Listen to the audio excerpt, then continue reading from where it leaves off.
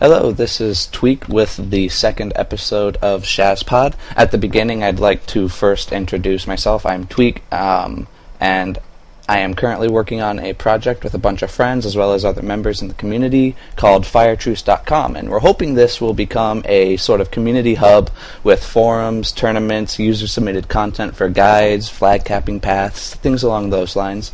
We're hoping it'll really bring the community together, and I will use this podcast to sort of keep everyone posted on the development of that website.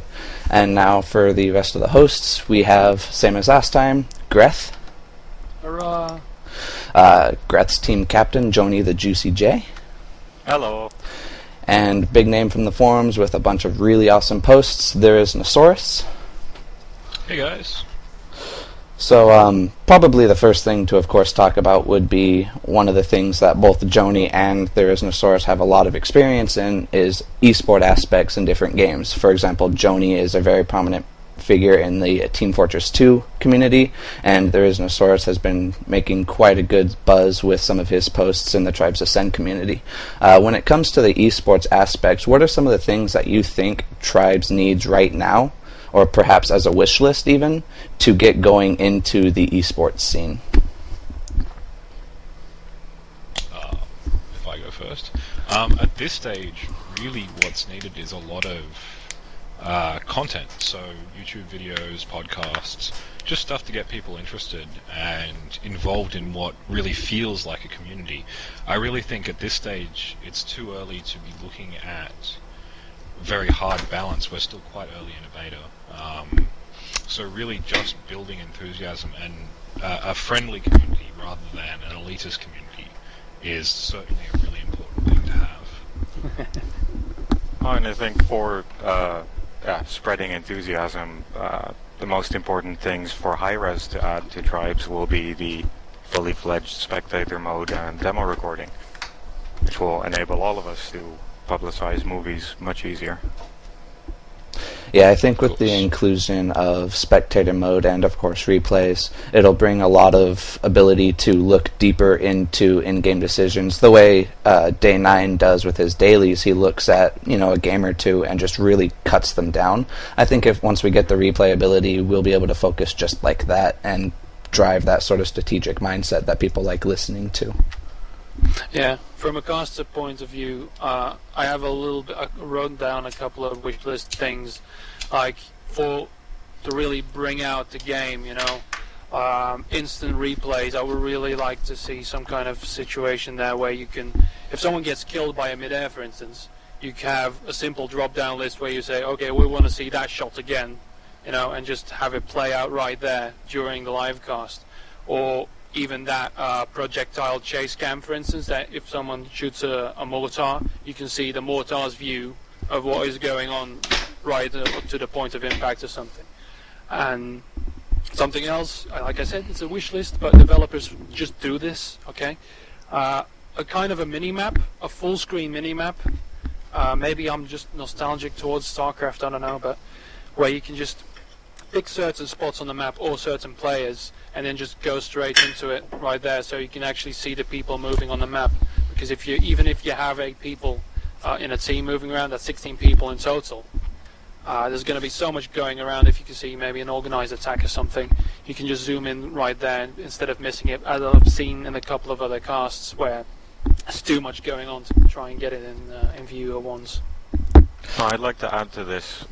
In Team Fortress, they added, I must add, after a few years of it being released, they added an overview for spectators that shows all the classes and health bars of individual players on the spectator screen, as to easier find out where the action is going on and who's getting hit.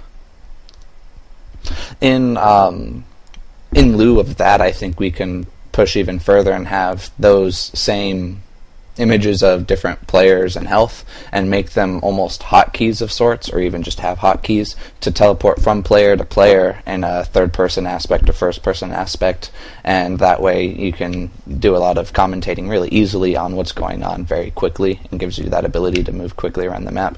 And what Greth was saying about the little mini-map, I think if they do integrate the command circuit in vein of Tribes 1 and Tribes 2, you can utilize the command circuit pretty decently for a form of observation in competitive play.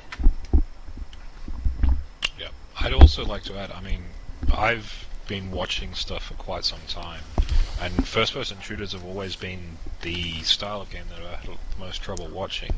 Generally because you either have the sort of top-down perspective where you can see a lot of the sort of strategic flow of the game, but you really can't see any of the skill or the action, or you're following one person who might be right in the center, but you really only get their perspective, while, you know, you're starved of that strategic view at the same time, so you don't know who's sneaking up behind them, maybe. So what I'd love to see is almost sort of like a modular spectator mode, where you can have a minimap, say, taking up a quarter of your screen, and then maybe 3 player views taking up the rest, and you can kind of go, well, I want 2 minimaps, 1 scaled in, 1 zoomed out, 2 player views, 1 of each flag carrier, and so on. And you can kind of customize that, so you can really get a feel of the flow of the game, both at a high level and a low level at the same time. That might be a bit cluttered after a while, though. Especially if you have like the 2 cappers in one view, and you see everything, your brain might split in half after a while. I don't know, but especially Yes. as a caster, maybe. But that is something that it would obviously take a little bit of mucking around with and figuring out to see what's a good way of getting it across clearly. But just the potential of being able to have a few different options on screen for the viewer to look at, depending on what they're interested in focusing on at the time. Yeah. Rather than it always being the caster's decision and having to like keep up with everything. No, the and keep casters flow are God. going. I'm afraid that I don't think the Unreal Tournament engine will allow hundreds of users to be connected to the same TV server. We have the same limitation in Team Fortress with the Half-Life engine, that you had to create series of servers for people to connect to. Otherwise, there would not be enough spectator spots. Because in essence, every spectator takes as much resources from the server as any player, and that becomes a giant crimp at some point. So I think control will always be in the shoutcaster's hands. Well, no, I meant that in the sense that, so if the shoutcaster has a few things on screen, he can be choosing to focus on one as far as what he's talking about. But that doesn't necessarily mean the spectator has to focus on what he's talking about. I mean, for an example, in StarCraft, I'll quite often just watch the minimap rather than listening or watching what's on the screen, what the caster's talking about, because there I can see the strategic flow of the game a lot better. I can see attacks coming out that aren't on the screen. And this would almost be the inverse, where if the caster's talking about the strategic flow of the game, I'd be able to say, watch my favorite player, if they got a focus cam on, and just watch him, shoot people and see how well he's leading and stuff like that. Yeah, I see how that would work. One of the things that I think is interesting, there's a group doing a streaming sort of software where they have multiple people streaming at one time, and there's a sort of controller basically swapping between the different streams and chooses effectively what goes live. And I think that would be interesting to have multiple cameramen and maybe one shoutcaster. Actually, no, I don't think that'll work out very well. Well, that would Maybe be tricky. more event-based, more than just server-based and technology-based that the developer has any power over. Yeah, I mean, and this is something that it's very important maybe to get across to Hi-Rez, that making sure your tools are powerful. They don't necessarily have to be super useful. Like, you can have a whole bunch of functionality that's not really well implemented, that's kind of there and could be used in the future. But it's better to have that than have a really neatly, cleanly produced but not particularly powerful spectator interface. Because if this thing does go big, and you do get things like what's happening with StarCraft, where these casters are putting on huge events, the spectators are really demanding things like, we want to be able to see both players' first-person cams. We want to see maybe 2 streams at once doing completely different area spectating of the same game. If you've got a very minimalist spectator interface, you can't really get the most out of that growth. Yeah, definitely design around the functionality, I'd say. Yeah, but going from that topic to, well, Tribes Ascend will need to be very clean and very structured in order to bring it as an FPS to the masses, because that's one of the biggest issues. We've already mentioned it. Counter-Strike was a great esport, competitive sport, but never really made it into the mainstream. StarCraft, I think, so far is the only one to actually get mainstream. They tried it with World of Warcraft because there were 12 million people running around, but same thing with Quake. I have seen Quake duels, and that's 1v1. Like you said in the Esports Prime, a 1v1 is probably the easiest thing to manage. But you will have the instant shots. You will have, if you don't know what's going on, you'll have no idea that someone just did an awesome railgun because it just vanished in a second. Tribes, I've said it before, apart from Quake, StarCraft, Counter-Strike, Tribes is the last organic, true-born community and real esport potential that never came to be because it was too early or whatever. And Tribes There's always Ascend Tetris. There is Tetris. Okay, Mr. Thesis Man, I'm sorry. There was Tetris. There was also Pac-Man. There was Mortal Kombat. Yeah, sure. Street Fighter. Very important. Street Fighter's still going. Still going in its new form, where the developers said we're not going to change a freaking thing. We're just going to copy paste with better graphics. And even then, retro. Really? Well, No. Street Fighter 4 is going pretty well. It's added a lot, and I think apart from some of the big SE2 tournaments, EVO this year has had the highest kind of esports impact of any other tournament. yeah. But in any case, Tribes Ascend needs to prove itself as being of the tribe's pedigree.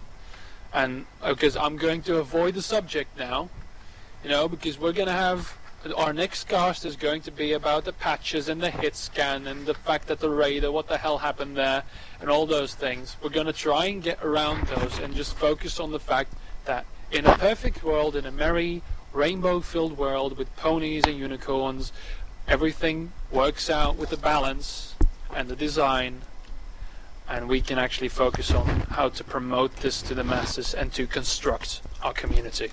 Okay, just want to throw that in there. Part of that, though, is the subject that I know there is no has talked about, as well as we were before the podcast, is how do we bring new players from other games into Tribes and keep them interesting? Like, the barrier of entry is pretty high, considering things like Modern Warfare 3, Battlefield 3, that makes you feel like a superhero all the time.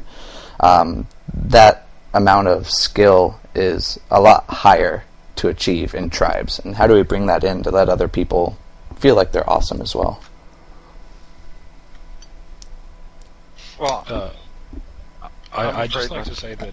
Oops, sorry. You go. Oh, go ahead. One thing is that when you say, like, these modern games make you feel like a superhero, I don't think there's any game that's ever been made with more potential to make someone feel like a superhero than Tribes. Especially the original ones where you had like 5-6 guns and grenades and stuff. This is also a new terminology of what a gun is. But like, you can fly, you can zip around at 300 kilometers an hour. You can go faster than a jet, literally. You can bombard people with grenades, spin fuser shots, chain guns, and shit all at the same time. You really feel amazing once you get the hang of it. The trick is just getting over that lip. You don't even have to be that good to get that sort of feeling, but it does take a little bit of time, and it's getting people through that I think is the biggest challenge. Joni had something to say.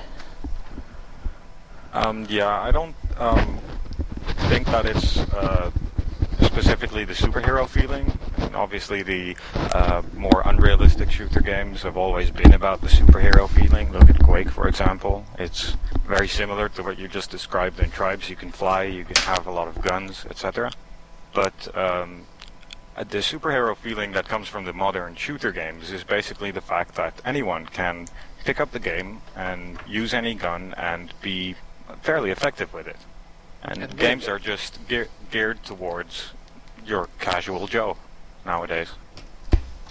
And well, I'm happy to say that Tribes has never been a game like that, and can never be because of its essence. And yeah, that is what will have to attract people in the future. Just like Quake still does it with Quake Live. People don't play that game because they think, oh, it's another fancy-looking game where I can just have a few hours of fun. It's a game where people look towards for a challenge. If they want to get ripped apart by better players, they play Quake. I disagree that a game necessarily, like when you say Tribes, it can never be simple. It can never make you feel like a superhero right away.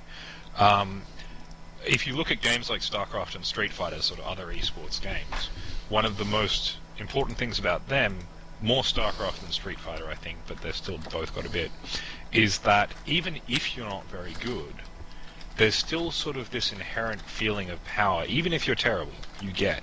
And I think that's one of the most underestimated but most powerful things about them.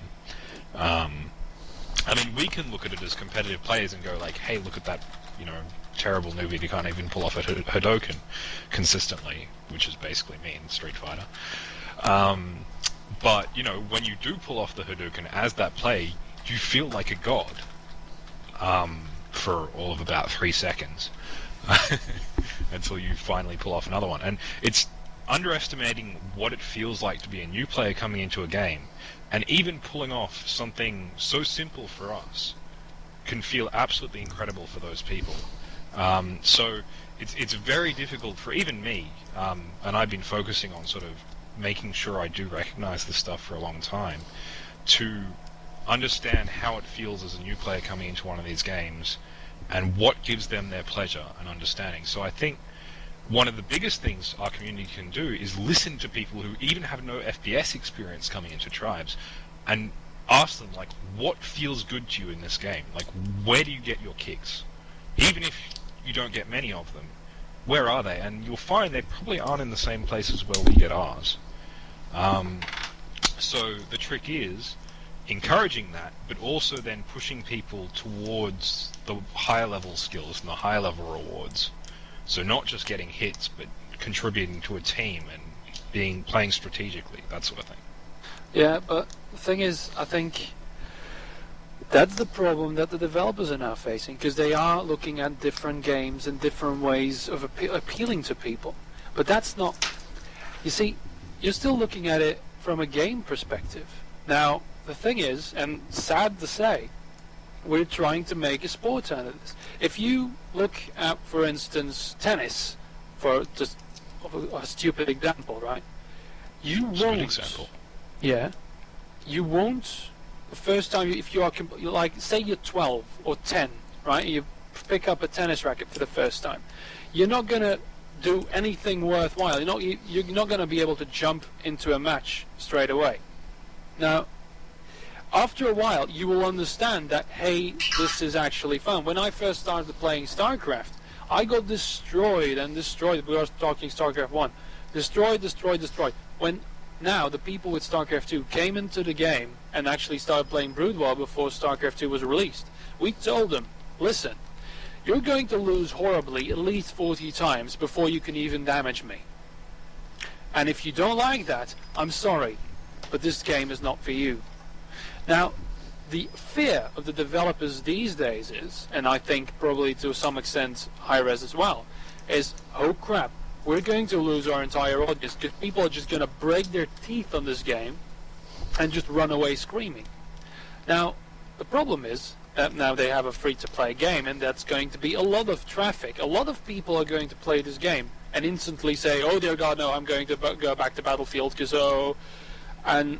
but you need the people who actually want that challenge, and that's a niche market. That's a market that has not been tapped since the early days of gaming, because now everything is mainstream, it's easy, you've got cover-based shooting with Gears of War, and congratulations, you win the game, here, have a star. And right now, there's nothing except Quake Live, but that's Quake, let's say Quake 1, okay, 1996, 1995, whatever it was. It's always been that same game, and now Tribes with Ascend is tapping into that again as probably the only thing around. And I think we should just let let people understand. Listen, don't dumb down the game for it. Just say, listen, this is going to be difficult. This is going to be a challenge. Even advertise the game like it. This is Tribes Ascent. You will lose. Well, Okay? if I see an advertisement for Tribes Ascend in the bus that says, Tribes Ascend, this is hard, then I would probably take a look at it. Really? Well, I think- strange, Yeah, because because not many that's the people would thing. do that. No, that's the thing. People underestimate it.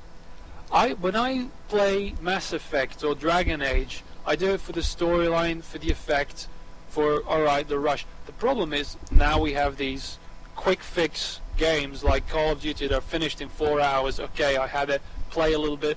PlayStation games, first-person shooters on a console, they should be sent to hell straight away. They need to burn somewhere. But really, Well, that's instant gratification games. Yeah, exactly. But the people who actually want the challenge, they're almost gone. It's because and that generation is still there. It's not The people growing. that always looked for the most challenging game have always been in a minority. Let's say a few percent, even if it's 5% of the entire world's gaming community that always wants a challenge.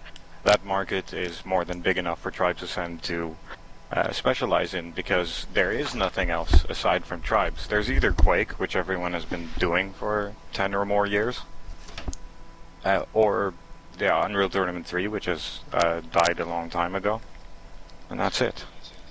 I'd just like to go back to the tennis analogy you make, because that's a pretty good one. So you said when you start playing tennis, you can never really do much useful. And if you go into StarCraft, well, you're going to get thrown into a game and lose a whole bunch of times. When you started playing tennis, did they just throw you into a match against another good player and say, okay, this guy's just going to hit balls at you for half an hour and you're going to miss them all until you hit one? That's not how you teach someone to play tennis. You might just randomly hit balls across a court for a while and someone would eventually start hitting them back and you'd muck around. You wouldn't even play in a structured game format.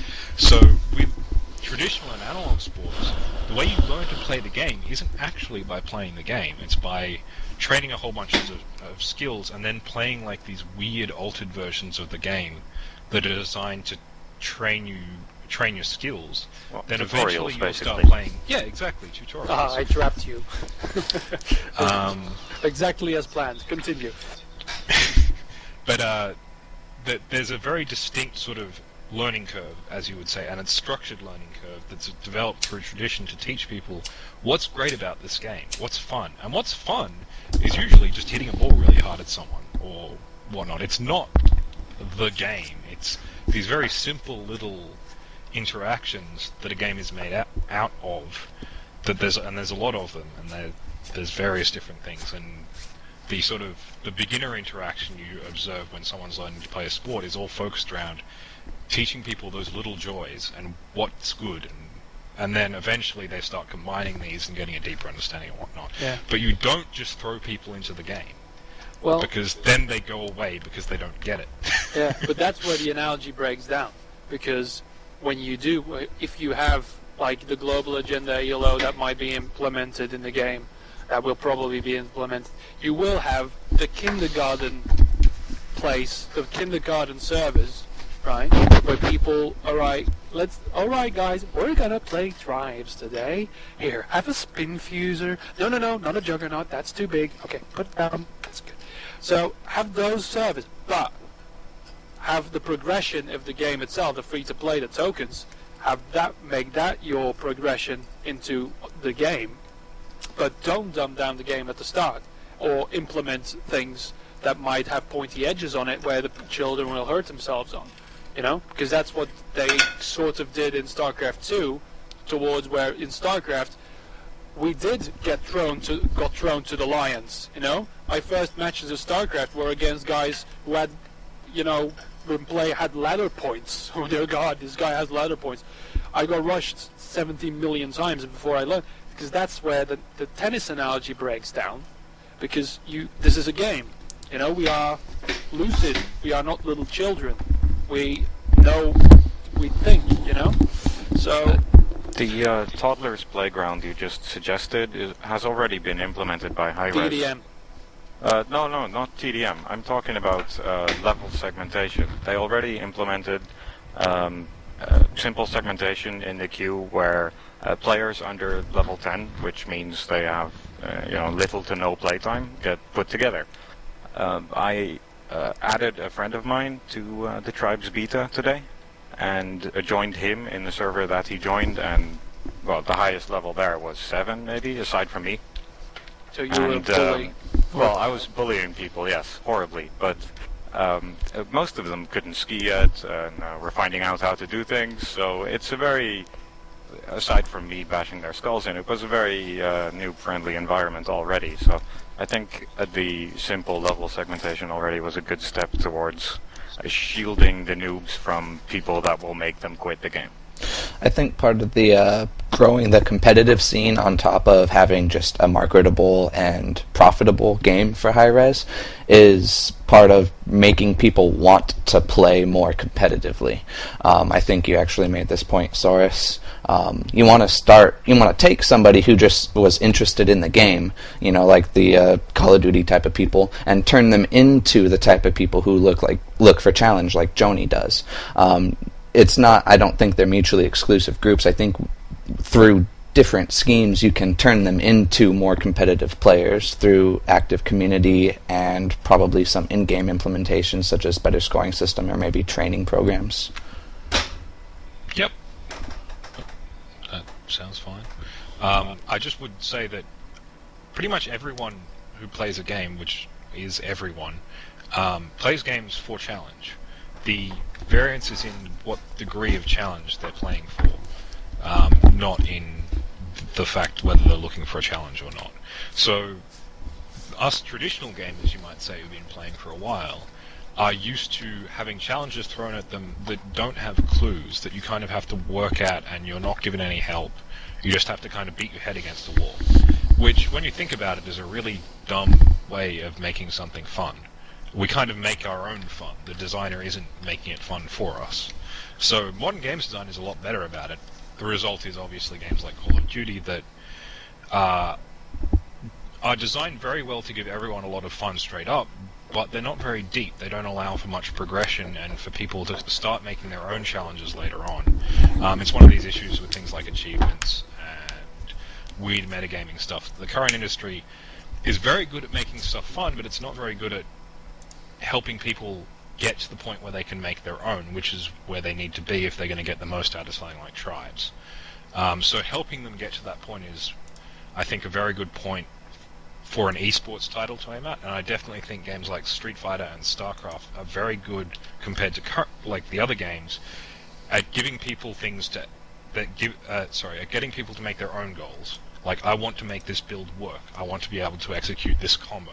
You're not told how to do it, but because of the way the game's set up, it's pretty easy to see that and be able to aim for it eventually.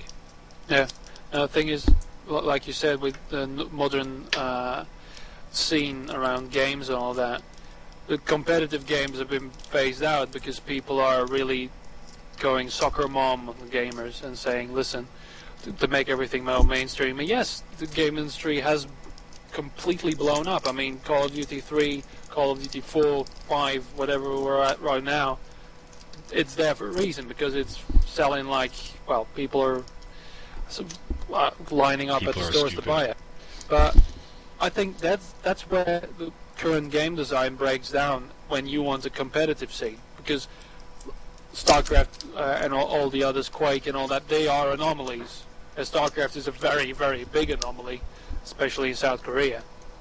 But that's where I think a strong community needs to take place and maybe help with the developer, because it hasn't happened like this. Like, for instance, training programs, coaching, tutors, in some way, streams like the ones happening at Team Liquid are helping people a lot.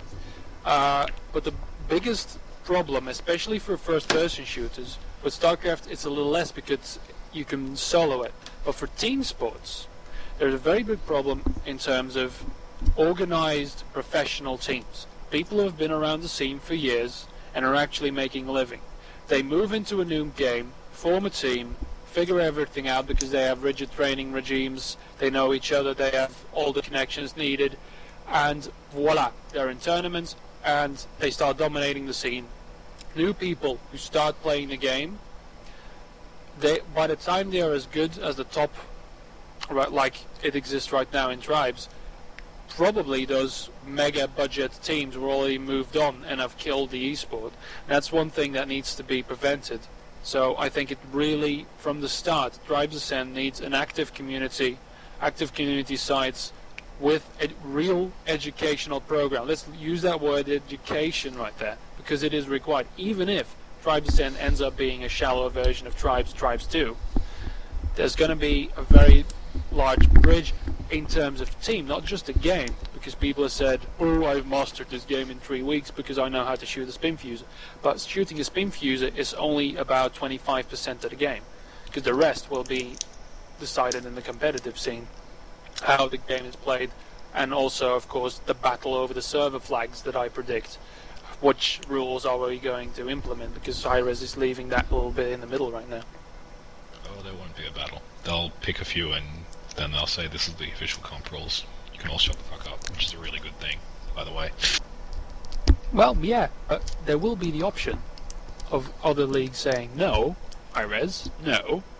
These... yes, there will be the option, but what we saw, for example, in the Team Fortress 2 scene from the start was that a couple leagues popped up, on the European side at least. A couple leagues popped up, and they each had their own wildly varying rule sets.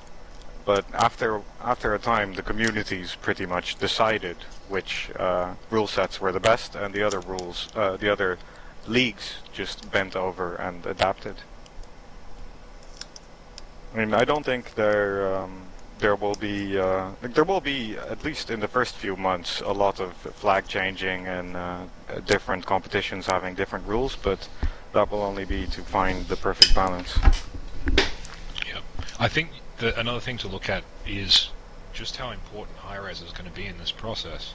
I think the best analogy here is League of Legends, where the developer controls the competitive circuit very heavily. They're involved in not only like building the game, but they also provide most of the prizes and the casters, and like all the setup for the events. They provide servers. They're very heavily involved in almost every tournament, which means they have a very active control over how the competitive scene develops, compared to, say, Blizzard, who really don't give a shit about their competitive scene in StarCraft 2. I mean, they say that they do, but they don't control it. They let everyone, like, the community builds the maps, community does the rules, figures out how the tournaments are run and whatnot. Blizzard just, lets it happen. And it's two kind of opposite ways of going about building a competitive scene. Blizzard's one, I think, works because their game design kind of speaks for itself. They don't really need to get involved much. Whereas LoL isn't natively a fantastic esport, but by the fact of Hi-Rez providing money, specifically talking to their community a lot in esports terms. I mean, they talk about balance and competition and ladders. This is the developers constantly. They're talking about it. They put up like spotlights about how to win with this character and how they're balancing this for competition and whatnot. They're really active about talking about it. That's another way of building up this idea of there is a competitive scene. You can get involved. It's not hard. Here are some basics. And I think to be successful, Hi-Rez is going to have to be the latter, because they don't have the pedigree that Blizzard does at this stage. Yeah, agreed.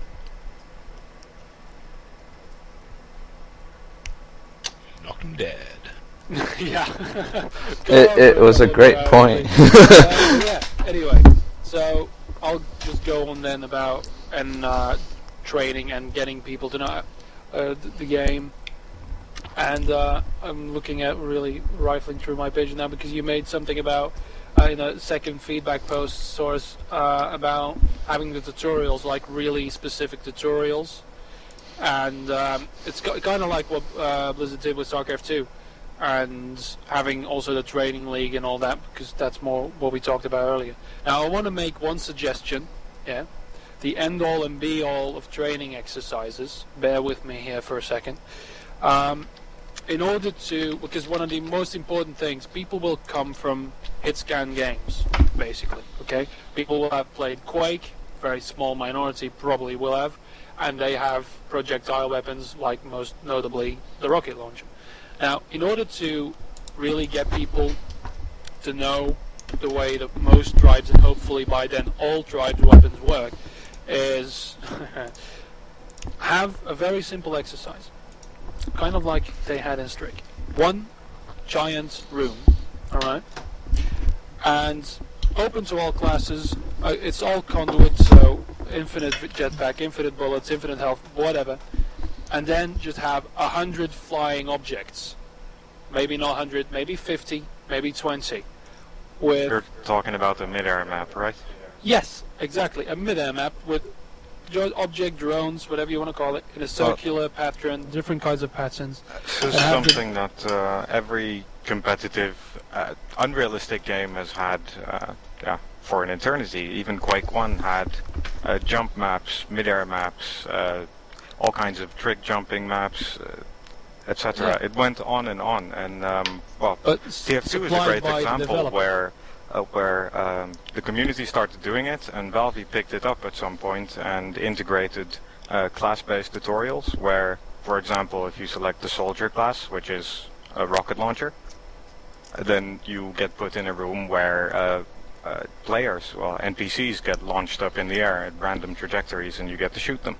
Yeah, but that was very late simple. in the that was very late after release, so I want this thing to have hard-coded in there. You know? Yeah, this is something that, mid-airs especially, is something that people that come from hit-scan games just do not consider.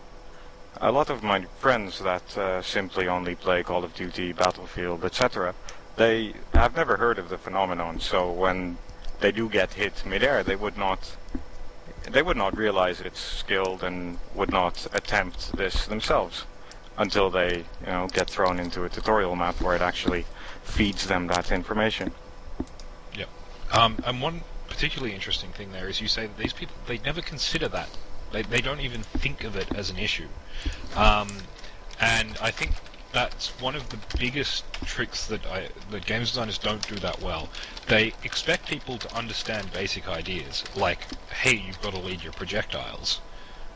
Because we all understand that at such an intuitive level because we've been playing shooters with, projectile weapons for so long.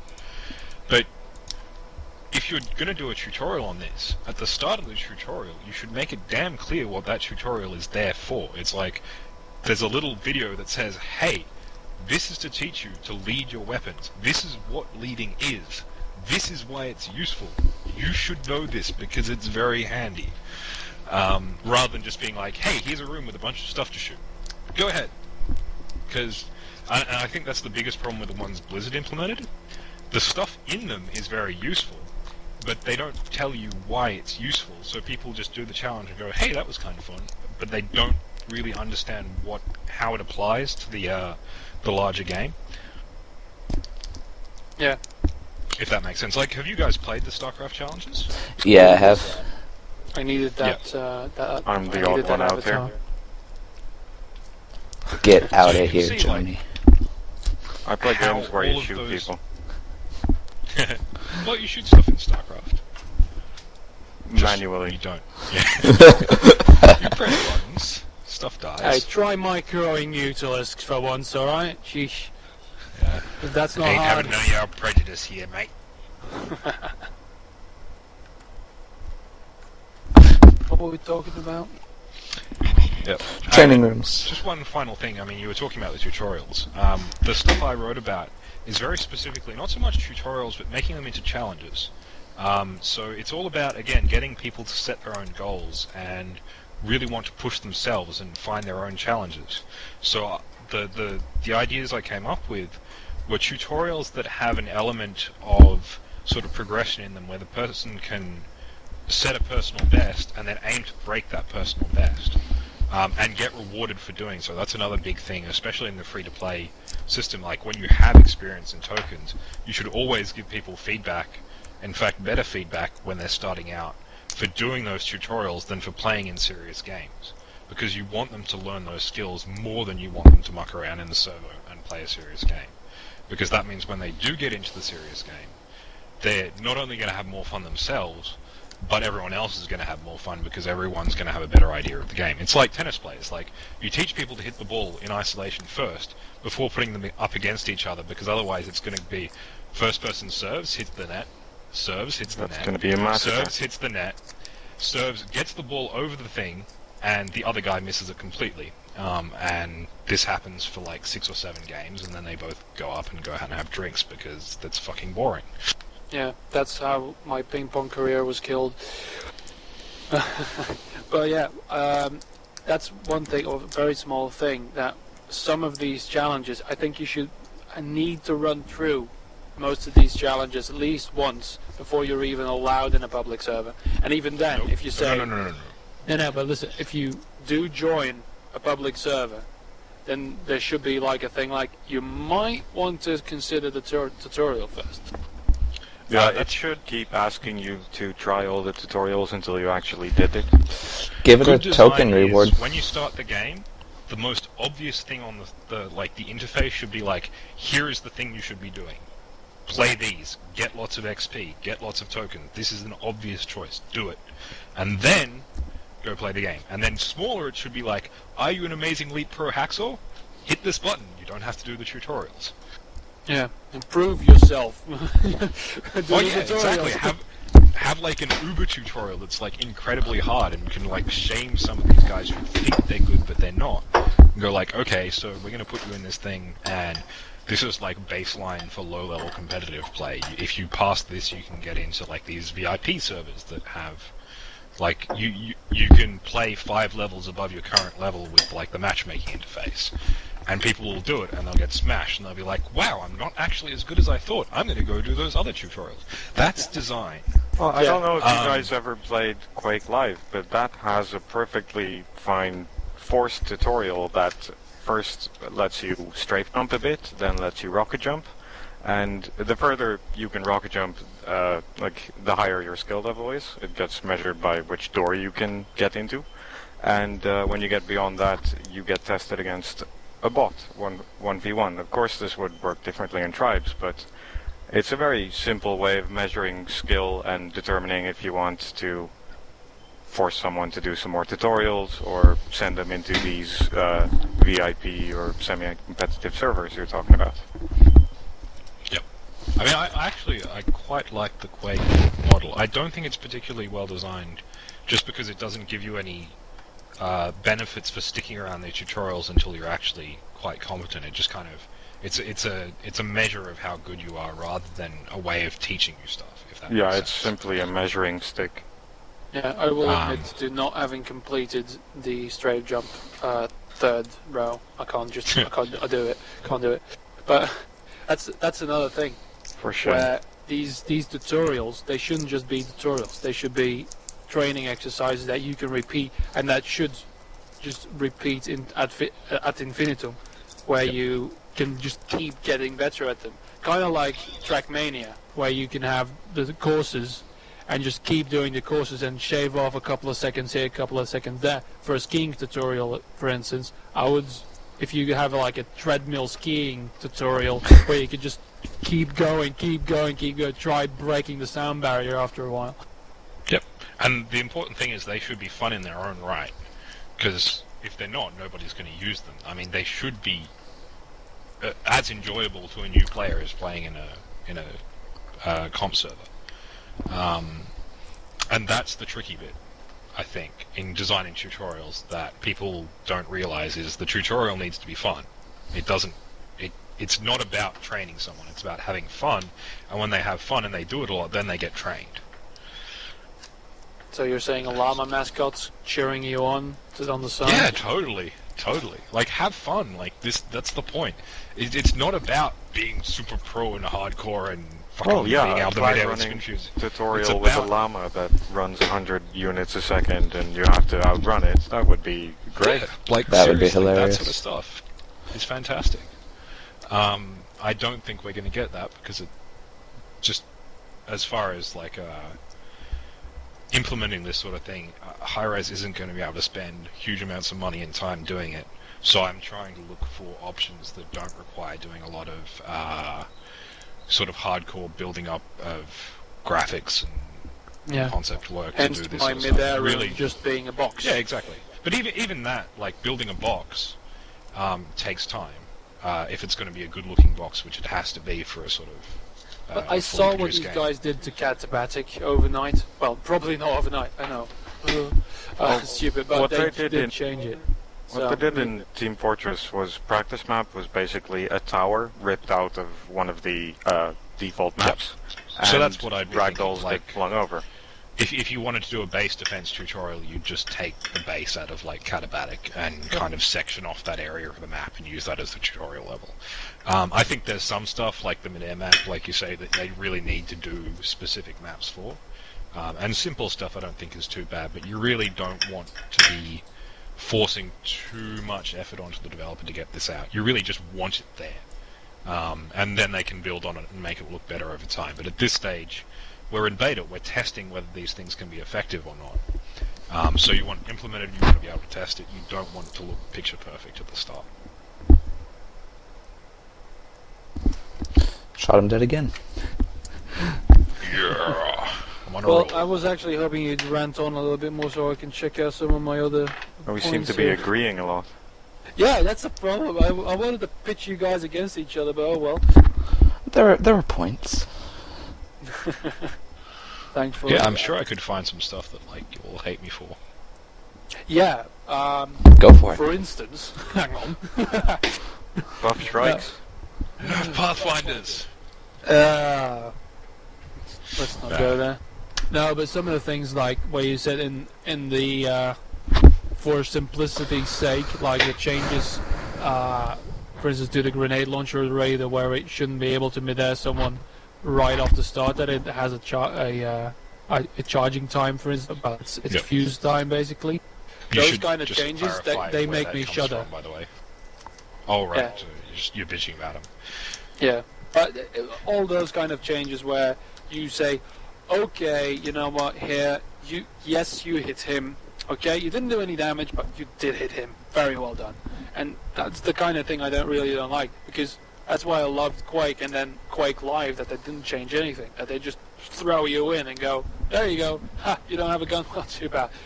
There's a lightning gun there, oh sorry, you're dead already.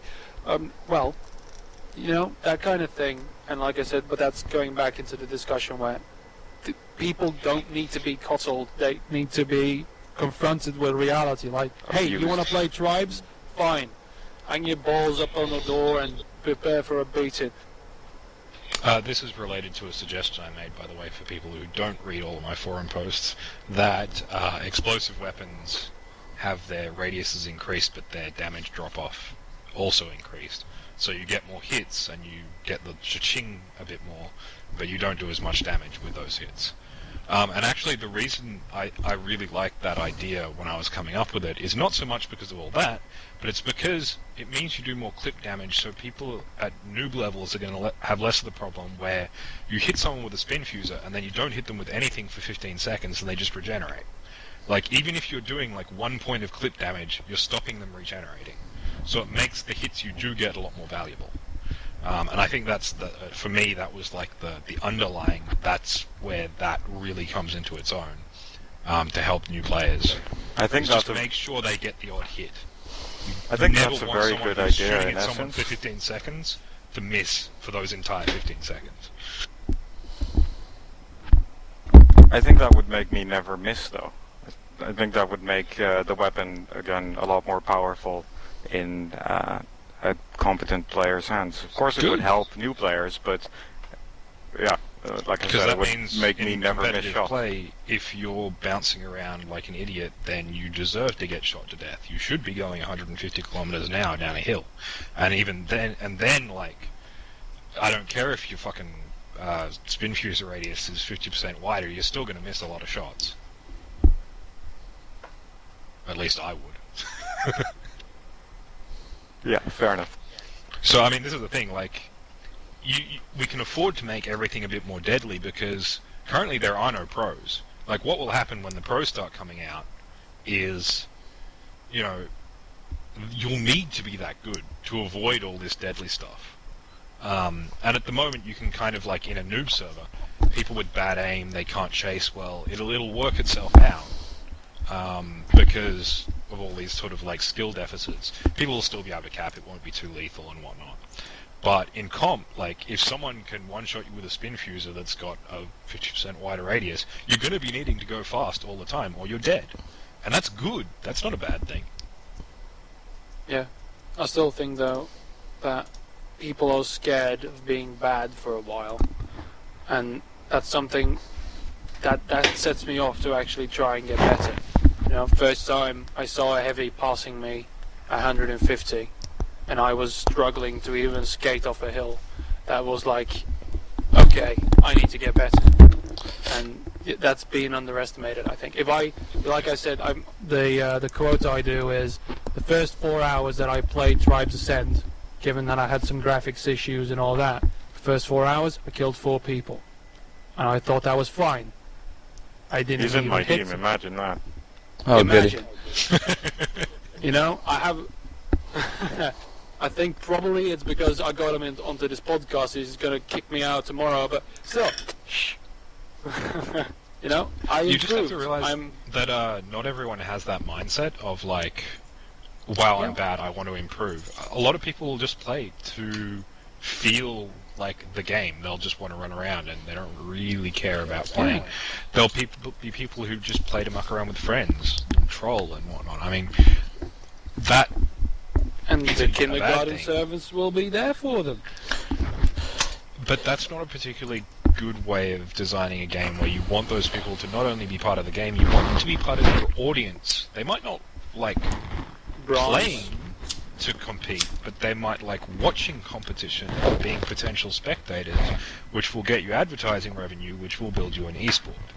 So just dismissing those people is a very, very, very, very, very bad thing to do. But StarCraft does dismiss them. That's the thing. A lot of people... They don't. Yeah, well, people play StarCraft, they get it into bronze, maybe copper, wood, or plastic league after a while. They start playing FFAs or 4v4s, right? Exactly. And they just say, okay, I played the game, I tried the ladder, fine. Now, in Tribes, going to be the same thing. They're going to be routed to a lower level server. And it's going to be the same game. That's the thing. It's going to be the exact same game than the pros play. You know? Yep. But it doesn't need to be fluffed. It needs to be gritty and hard. You know? And I think there's your... like, StarCraft has all these different game modes. It's got UMS. It has a whole bunch of like kind of community tournaments which aren't designed about like being skillful, like mono battles, for example. You can have a mono battle tournament where everyone can only build one unit, and they're more designed for people who just like to fuck around rather than compete. But still kind of like this idea of, hey, I am competing, but in this silly way. And having options for players like that is great. If you look at LoL, it's got all these different, like, you can play bot killing matches, you can play Dominion or normal, there's you know, different levels of doing it. And Tribes will obviously have different game modes, and I'm sure that some of those game modes will become, like, the new, or the non-competitive player modes, and some will be the competitive modes. And it's very, very hard to look at this for us. I mean, this is really something that Hi-Rez will need to take a handle of themselves. Yeah, but it's good that we mention it because, you know, they probably, that's the thing, but discussing things that they probably would have considered. Yeah. But it's just, we need to have it on tape that, yeah, this has been discussed, you know? Because another thing, and that's a completely different subject though, is that I'm looking at one of your posts as well, like, the flow of the game right now to smooth it out. Like, for instance, the weapon switch time thing. I mentioned this to Johnny. That is really irritating me when playing the Juggernaut, for instance, that the reloads are killing me. And if you holster the weapon, you pick the other. Like Passive reload is a bit tedious at the moment. There you go. It's 6 seconds. Now, in 6 seconds in a competitive match, that I think that probably will be like 3 strike caps. Wait. Yeah. 6 seconds for a reload? I'm pretty sure it's not 6 seconds. No, pretty it's sure passive like... reload. Sorry? When you switch holster away the gun, then it passively reloads 6 seconds after. I think Oh, it does? Yes. Ah, okay. I thought it just didn't, like you just had to, Now, like it when you feels switch like that, it you doesn't reload. because 6 seconds is a lifetime for most Pathfinder. Yeah. Yeah, 6 seconds is 3 discs and then your shotgun is reloaded. Or in the Jugger's case, 3 discs and then your mortar is reloaded. But honestly, you usually switch faster than that, so you'll barely notice that passive reload. And Yeah. I think not that I either- want it to be like Tribes 2, but in the old Tribes games, you could switch instantly back and forth and keep firing. And I think that's actually a really good mechanic, like, because new players won't use that so much, but it's a level where, like, if you want to improve, you can kind of, spin fuse someone on the ground, switch to assault pistol or assault rifle, shoot them a couple of times while they're in the air, switch to a spin fuser, hit them on the ground. Like, that level of play is something people can aspire to and aim for, and it's just not possible at the moment. Like, Yeah, well, you can't switch weapons and do that stuff. So I think having one of the two, either you switch weapons a lot faster, but you still have to reload every time, or you switch weapons slowly, but you auto-reload between. Like, one of the two will make the game a lot smoother as far as that's concerned. It doesn't need to be both, but I think one is very important, because at the moment, you can't use both your weapons. You use one, and then if you want to switch to the other one, it takes too long and you're dead, or the guy has flipped off a cliff, or by the time, like, there's a lot of times where I see an opportunity for a shot, and I'm used to having, like, UT or Quake weapon switch times, and going, right, I'm going to snapshot this guy with a pistol. Oh, wait, it takes me, like, freaking 2 seconds to get the bloody pistol out, because my guy does this little swirly thing, and then he's like, haha, I have a pistol now! Oh, wait, the guy's disappeared. Fuck. Switch back to sniper rifle. Yeah, for me Right, it's that worked even more really apparent well. with the grenade animation. I completely forego grenades outside because it takes like good 3-4 seconds for you to pull Plus out the grenade? grenade, Nah, swivel it's it only around a about bit, and then throw 0.8 it. of a second, really. Is it that long? It's not. That short, I mean? Yes. I mean, Yeah. this is a first-person shooter games make things feel like forever, but they're quite quick. Like in realistic terms, the reload and the switches are quick. I've measured them to be like. Yeah, a but then the switch out combination is the about problem. 1 second. Yes. Well, and the other thing is the game is so fast. Like 1 second is a long time in a duel. Oh yeah. And like, if you want to chuck out 3 grenades, that's 3 or 4 seconds, and that starts adding up. Like, for example, if I've got like 5 guys chasing me, I'll usually just like aim at the ground and throw a bunch of grenades while I'm skiing backwards and hope they run into them. But usually, like, in the time it takes me to throw 3 grenades, I've been killed. I'll usually only get 1 or 2 off. And I don't think that's a bad thing. Like, I'm okay with the grenades having a launch time. That adds a little bit more skill compared to, like, weapons. Like, it's good because, like, Pathfinder, Impact, Nitron, if you could just, like, ping it out instantly, it'd be really easy to hit people with it. It's a bit trickier when you've got to time your disc jumps. So that provides, like, an extra level of skill that the pros are going to get to be able to do, like, perfect Nitron jumps, to be able to, like, hit people perfectly midair with grenades with the time lag. I'm not averse to having that. No, I'm Like, afraid grenades are I'm gonna have effective. to Like, I kill agree people on with this. nades all the time. I do indoors all the time as well, but the fact that you have Outside, to too.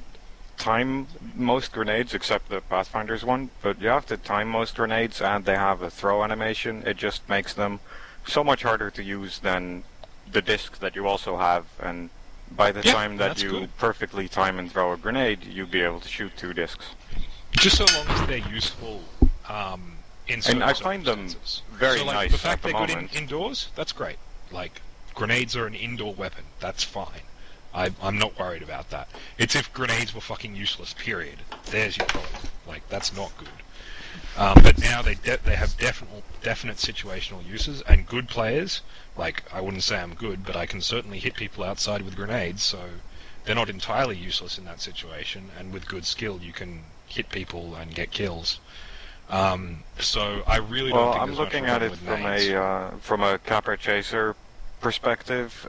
It's almost impossible to reliably use your grenades outside, Yeah. and for me, it's just a simple, estimate of I which think am that's I fair, more like- effective with, and then I forego the grenades.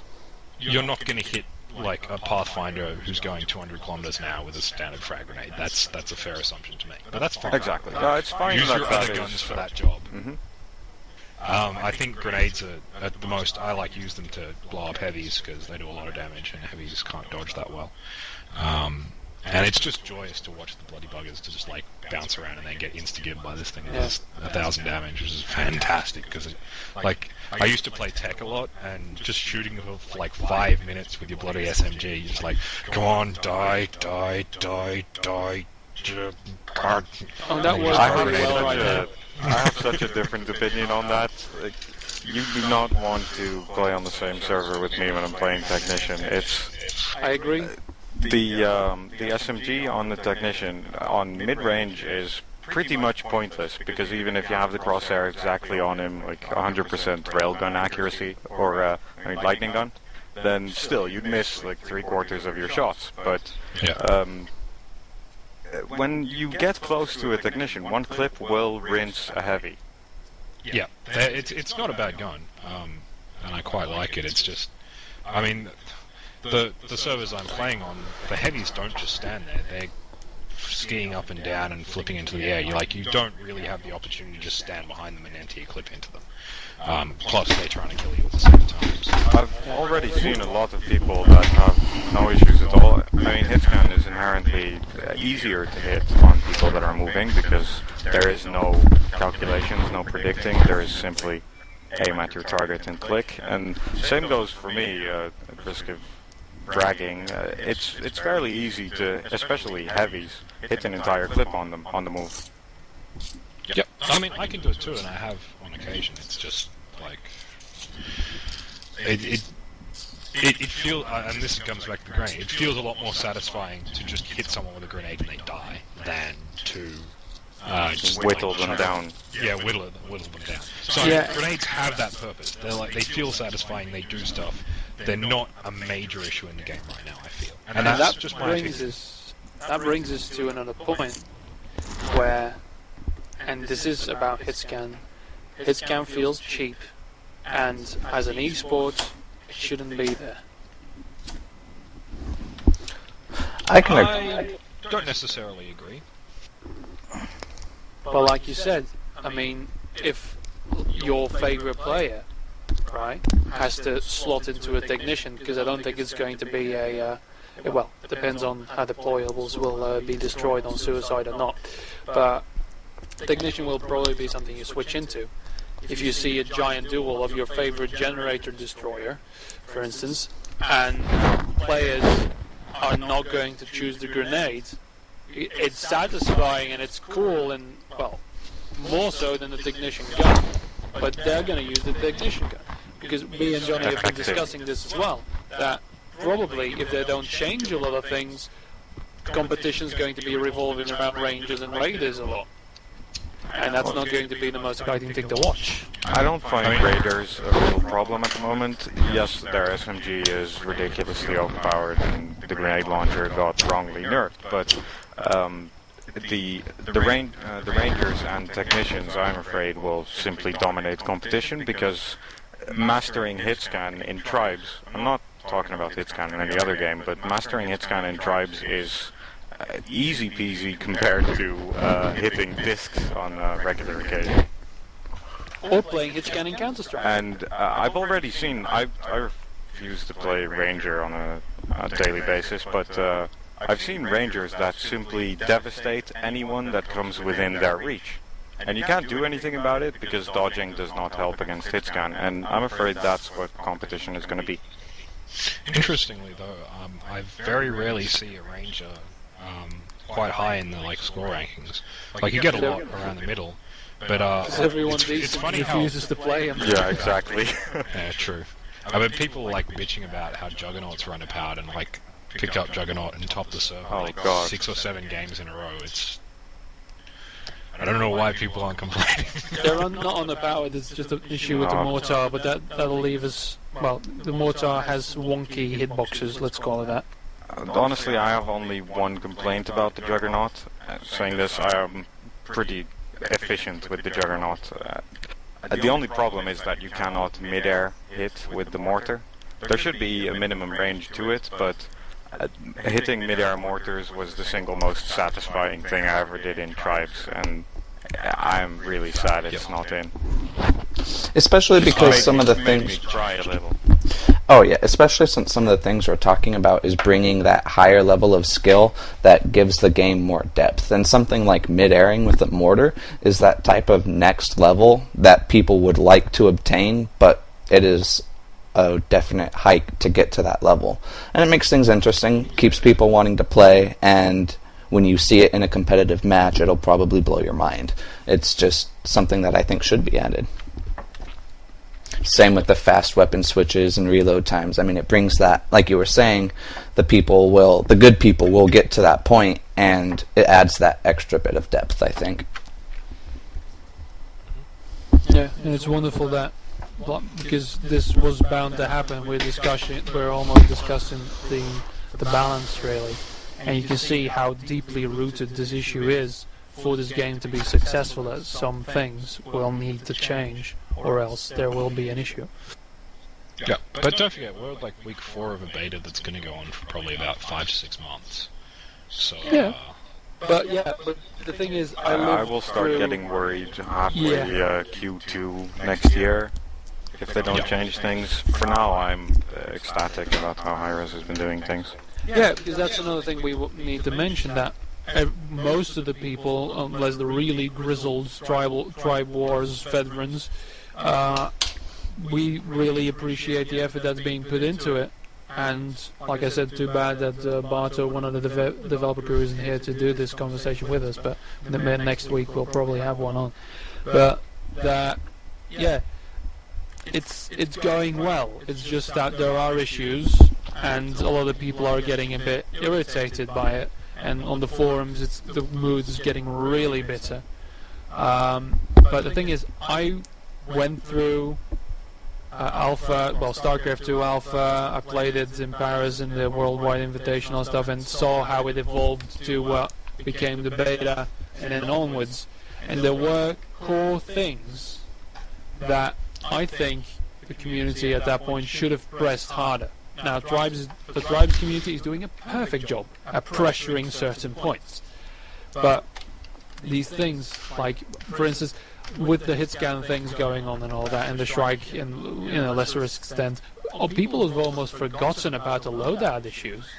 You know, that's a topic that doesn't even surface I that don't often think anymore. forgotten. I am one of those many that didn't like them, but by now I've gotten used to it, and I don't think the game would have been any better with custom loadouts as it is right now. And the maps are too small, and having custom loadouts would just simply go back to what Tribes 2 was, where everyone has a spin fuser and a chain gun. And the rest is variable to player preference, but those two guns were always there, and that's something that Hi-Rez would not be able to make money on at all. And it wouldn't make a particularly interesting game either. I mean, No, that too. I mean, that's partly why... particularly deep game. It could be interesting, but it wouldn't have like... I think like one of the great things about this class system is it's very much like the MOBA games at the moment, where a lot of the skill at high levels isn't just going to come from your ability to play in the game. It's going to be your ability to understand all these classes and specific like matchups. Like if I'm dueling a Juggernaut as a Ranger, what advantages do I have over them? What have I got to look out for? And how does that differ from when I'm dueling a Brute or whatnot? And to get that kind of understanding, you almost have to play all these classes. Because I mean, I'm understanding things when I get out of class. I'm like, okay, so the Ranger SMG, it's brutal. Like if I can actually land a clip on someone, it's lethal. So how do I stop a Ranger killing me? Stray side to side whenever I'm attacking one, so he can't get clean shots off on me. Just that sort of stuff can be very, very useful, and it provides a lot more depth to a game than just like, okay, everyone's got a spin fuser, everyone's got a chain gun. The lights all have sniper rifles or grenade launchers, and the heavies all have mortars and whatever, a shock lance or something. Yep. It brings... I think last podcast I had mentioned the comparison to the MOBA genre before, in that I like the casting aspect of, you can say this person is a pathfinder. You can say this is what they're good at, this is what they're bad at, instead of just being the most well-rounded class that everyone gets to use, to your point that you were already making. It allows for more in-depth conversation to be sparked as well as understood by players. Yep, and it also gives that level of like strategic choice. Like you can talk about like the main capper on this team. He just switched from Pathfinder to Jumper. What does this mean? He's obviously He's got brain damage.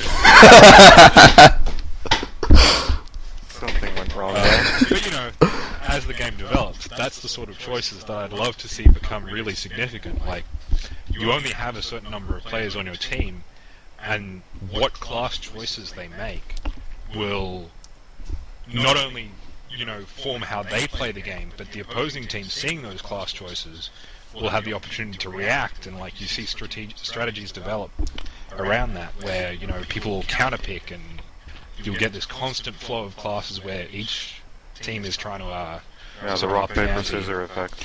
Yeah. You don't want rock paper scissors, but you do want to have some variability. So if one team goes like they play 4 heavies, then there's going to be a class that's, you know, more solid against heavies in whatever role it plays than another class. Raider. And that prevent.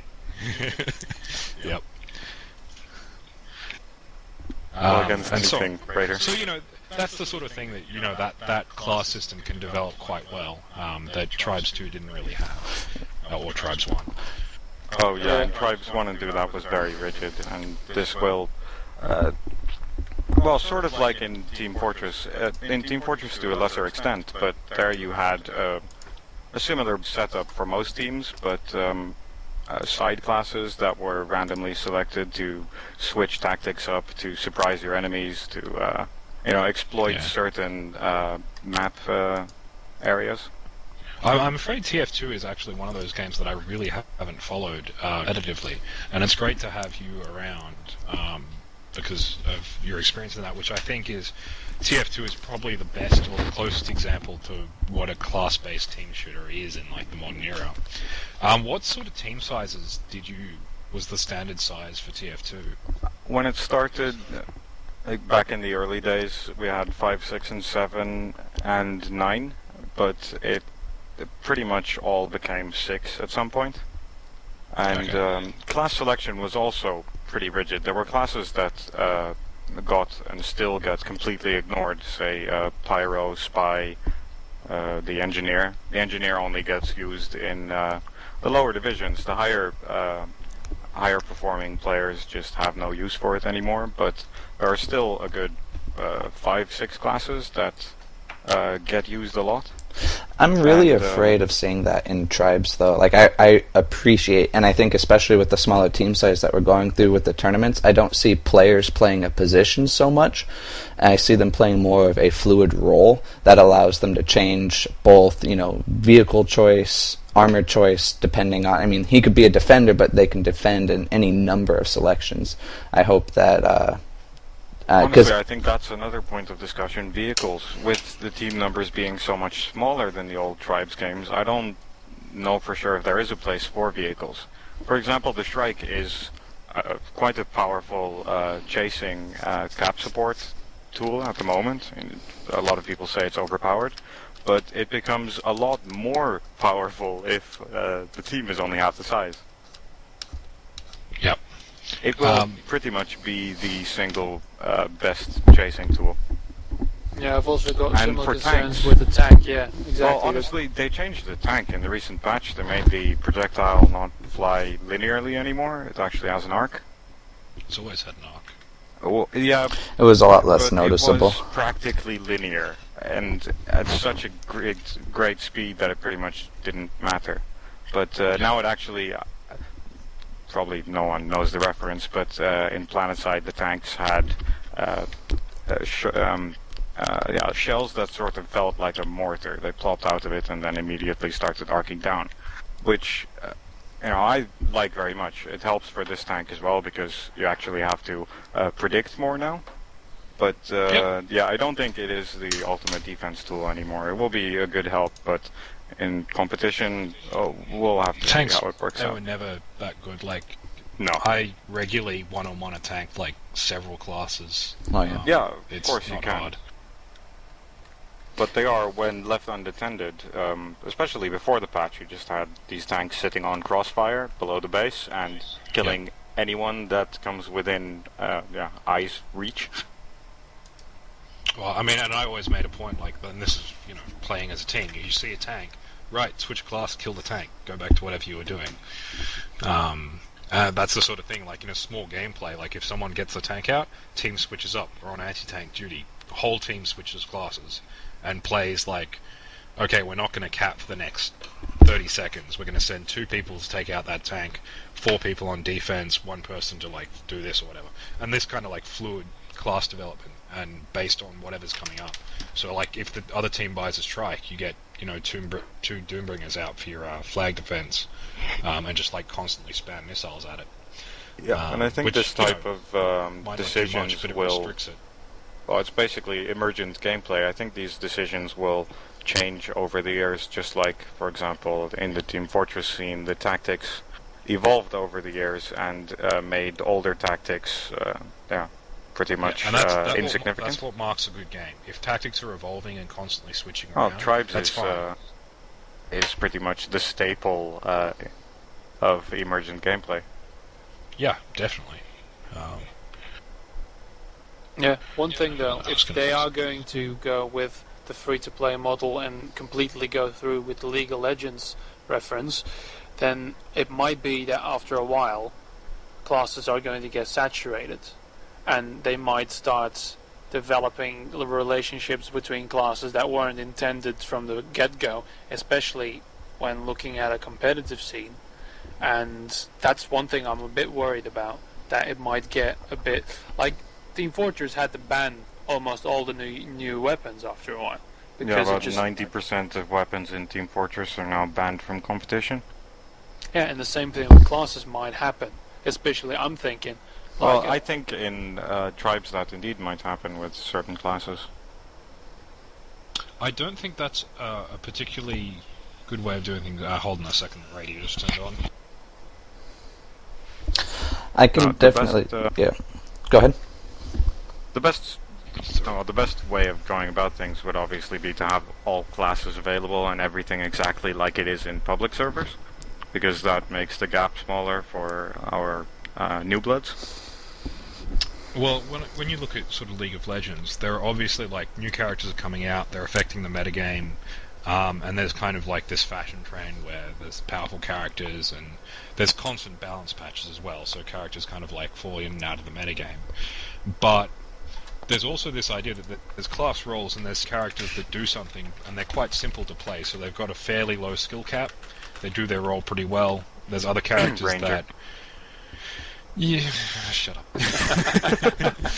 Well, I'm talking about LoL here. But there's sort of characters who are very powerful at low levels, but not particularly powerful at high levels because everyone's figured out how, like, what their power trick is. They're a one-trick pony, essentially. And that's not a bad thing. Like, it's okay for, like, some classes not to be used in competitive play. What's not okay is for competitive play to always be the same classes. It needs to vary. It just doesn't matter if it varies through everything. It's good if I everything's absolutely played. agree. The And I more think, variability, the better. LoL is great because there's only like 3 or 4 characters who never ever see competitive play, and there's like 80 different characters. So that's like incredible balance, the fact that they've got that many and they're all useful at some point or another.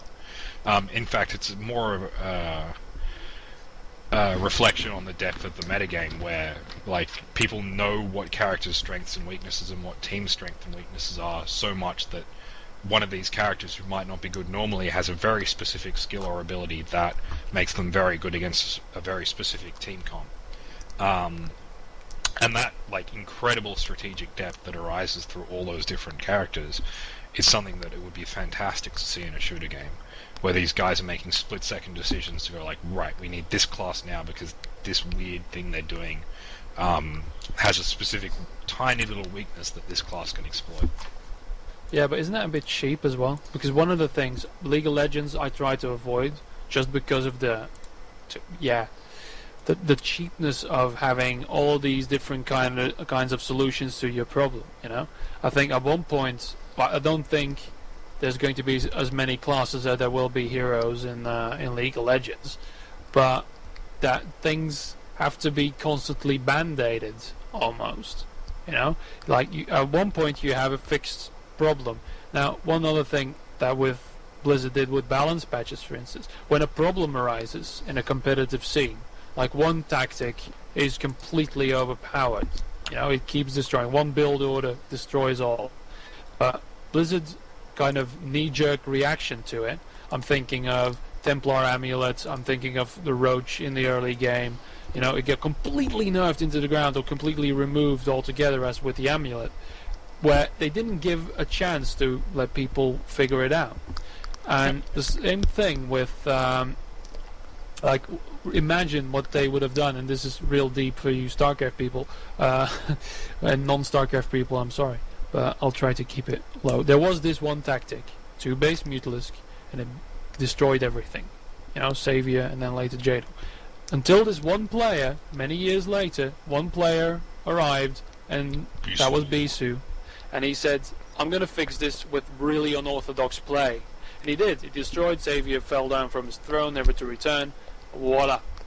But with all of these classes continuously coming up, and the developers looking at the metagame, and looking, we might actually need to slot this class in here now, you're never going to be able to create a very deep structure there that people have to actually start thinking like, maybe we need to change everything. Of course, if there's a raider, for instance, that needs an obvious nerf, that's small things, but really destroying a metagame in the process.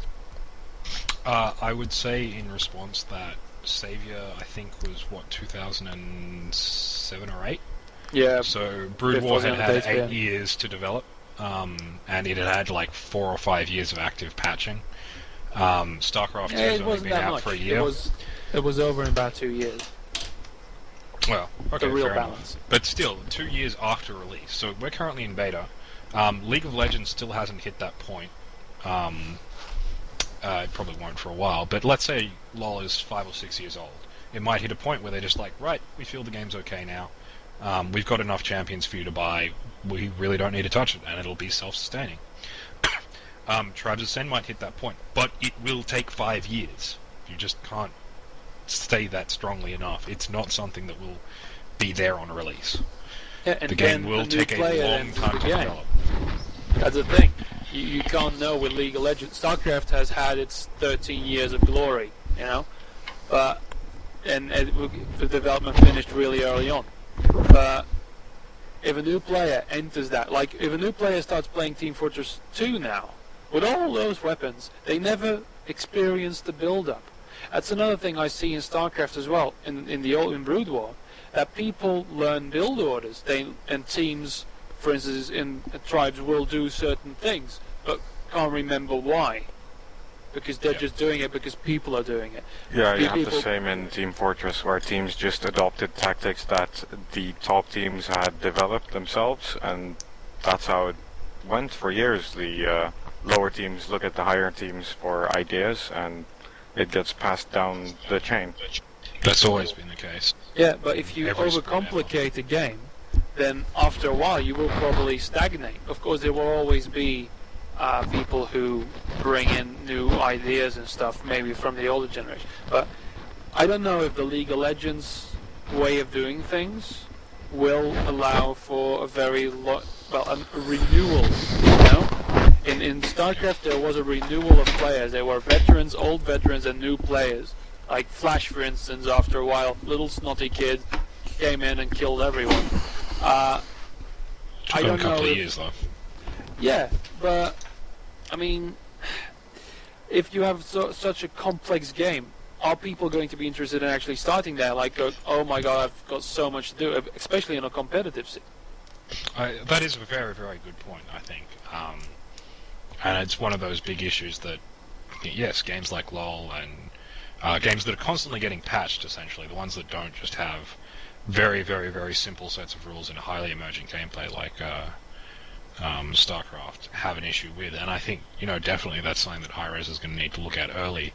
and make sure they build into their plan, is to accommodate new players coming in late in the game's life. Because, if there's 30 classes to buy and they're all 15,000 freaking tokens, yeah, I'm not playing that game. Yeah, and if I'm sorry. as a competitive player, come in, see 30 classes, the first thing I think is, oh shit, I'm gonna have to play them all to become a good player, to know all situations. Yep. And that's a very big put-off, of course. For now, actually, the 12 classes are a quite neat package, but when it goes up to 30 or even more, then...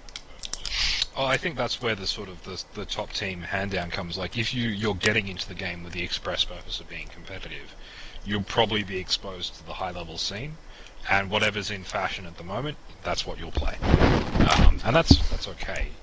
But, it's something that... It's not a solved problem. There's a lot of stuff that needs to be looked at there. And it'd be absolutely fascinating for me to go on for years about it, and I'd love to, but at the moment it's just enough to say that's something that needs to be looked at early, so when it comes up, they're not completely unprepared for it. Yeah, because that's another thing. StarCraft had its 13 years, to say it again. 13 years. And it was unchanged for most of that part. And it allowed itself to become an esports, and I would dare say a sport. Because in South Korea had, well, it was kind of akin to Go and all that. It was a bit a cultural phenomenon there. So voila, there you go. You have your game, and it's televised. You got it. But if you keep feeding this IV of new content and keep fidgeting with it, I don't know if it can actually become something that people can take serious. Because you're just going to say, listen, we're keeping this thing alive. The second developer, let's say, I don't know, a nuke lands on Hi-Rez HQ and the developers are destroyed and the game dies. Well, the game does not get anything anymore. Well, there are plans, but... Don't say that. We're still stuck to their login server to play the damn game. Yeah, but don't worry. You can hack something together real quick, I think. Sweet, look into it. But, no. I mean, let's say we are 15 years into the future. Because the goal ultimately here is to create something that lasts. There might be graphic updates or whatever, like World of Warcraft has done, but is it really going to be a mainstream sport? That's something you need to look at, because what's your goal? Are you going to do this for 10 years? And if you keep ruining it, really, just leave it alone and see if it develops. You can't release new chess pieces, They got to get to that point first. Just, never catch on. What I'd say here is, I think really the key to getting this thing going is get a big audience that appreciates the potential of the game. It doesn't necessarily have to be perfect now, but people need to realize how good it could be. So I think that's with StarCraft at the moment, is the game isn't perfect. The players aren't that great, but people realize how deep it can be. So people are willing to deal with kind of like, constant patching, because that's what StarCraft 2 is. It's still in the development phase, and it's going to be for the next 3 or 4 years because they'll release expansions and have to balance those out. Yeah, that was a neat way of patching the issue there, but yeah.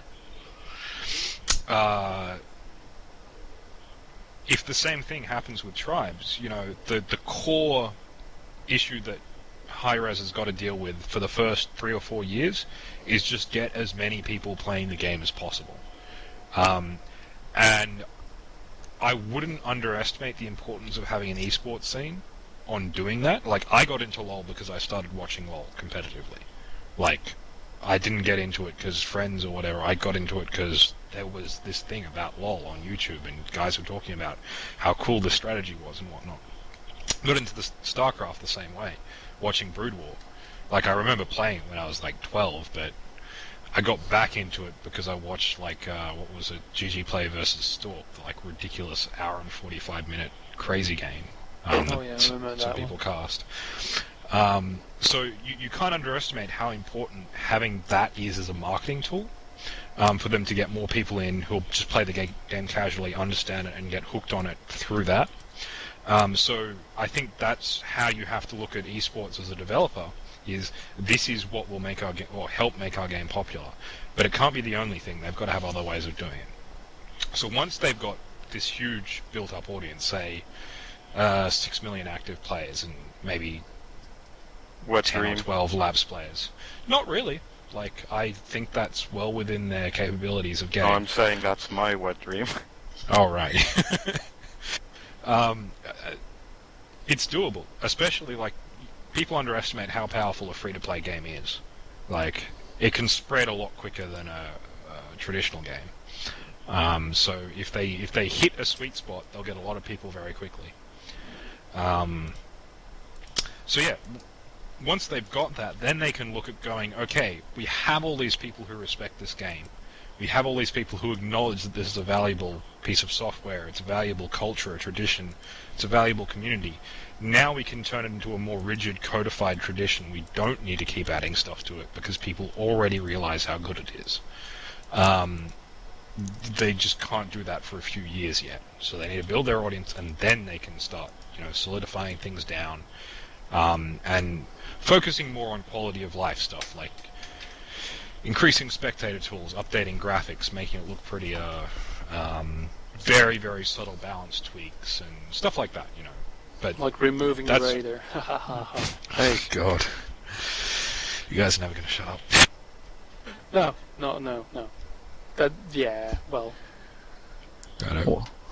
Next topic, I think. We've been going on about that for a while. We have. Do we have anything left?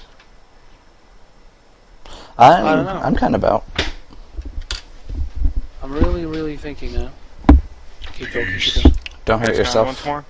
Okay, I can say something about the hit scan, and it's how big of a difference do you think it would be for the new players if we took hit scan out and just made it a very high speed projectile? I mean, almost as a baby weapon. Yeah, it's baby steps, I think, into the projectile based gameplay. Yeah, but it's a Fisher-Price rocket launcher right now, Buy your 5-year-old baby a fully active RPG. That's what it is right now. In the hands of a real terrorist, it would actually do damage and not just blow up the house. That's how I see the hit scan problem right now. It's fun to introduce and be like, look, this is something it shoots bullets. Well done. It wouldn't really matter even for the Battlefield crowd, for instance. It wouldn't make a difference because they know, okay, if I had to lead a little bit more, for Quakers, they'll very much like it. Call of Duty people. Yeah, I'm afraid they'll have to suck it up and learn. I think there is this issue that people, they're talking about hit scan, and hit scan's very prevalent in the modern games, but the modern games have a very, very different way of firing them. Like, you don't just aim at a dude and spray them. You aim down sight. If you're going to be any good, at least, you never kind of fire like you do in there's Tribes. A good point there. There's more to hit scan in other games than there is in Tribes at the moment. I would guess a COD player. I love watching people doing Let's Plays of games. So I'd love to see a hardcore COD player come into Tribes, pick up the assault rifle and go, "What the fuck is this? I can't aim down sights. Why am I?" They don't the hit scan in this game is nothing like COD hit scan. It's completely different. Yeah, I agree because. Yeah, go on. No, you go. Yeah, right. So because. Okay, don't shoot me, Johnny. I'm sorry. I'm from a Medal of Honor Call of Duty, but number 1 and 2 because I abandoned it after 4. Exactly because of that. Because in 1 and 2 it was World War II. We had basically railguns. We had the Mauser, the sniper. If you shot a machine gun for longer than 2 seconds, your bullets would not even hit the inside of a barn anymore. I like railguns. I played Quake. Yeah, there you go. Those were the skill games, you see. And with Call of Duty, they just stuck on number 4. They stuck on this railgun, but gave it 30 bullets automatic instead. And the semi-automatic guns were kind of phased out. Okay, there was the M14, but anyway, bolt actions were gone. Now, in Tribes, there is a soft version of this. Now, in Tribes, not as much a twitch shooter anymore. That's the thing, because it actually takes a while. You can't headshot someone in one bullet. I wouldn't. It would completely destroy competitive scene, right? But I would have less of a problem that headshot would be a one-shot kill than what we have now. Because that would mean you'd have to lead heads are freaking tiny, okay? Quoting the scouts, you can't hit my tiny little head. That's fine, because I have had an idea for the jumper, right, to replace his bolt gun with something akin to the painkiller version of a stake gun. A literal bolt launcher. Yeah, I've have it also no suggested explosion, fast, like a Battlefield's sniper, for instance, or something. A little bit of a lead. Well, and honestly, they don't need to replace the jumper's weapon with anything. Just add this for the next class, because it's a brilliant weapon. I love staking the people. painkiller class. Voila, you've got it. Yeah, Couple of exactly. lawsuits, doesn't matter. And yeah, have it that way, but don't have this time, like Johnny said in the conversation we had earlier, the time to kill. You know, you just have to point this gun like a laser pointer at someone for a couple of seconds and they die.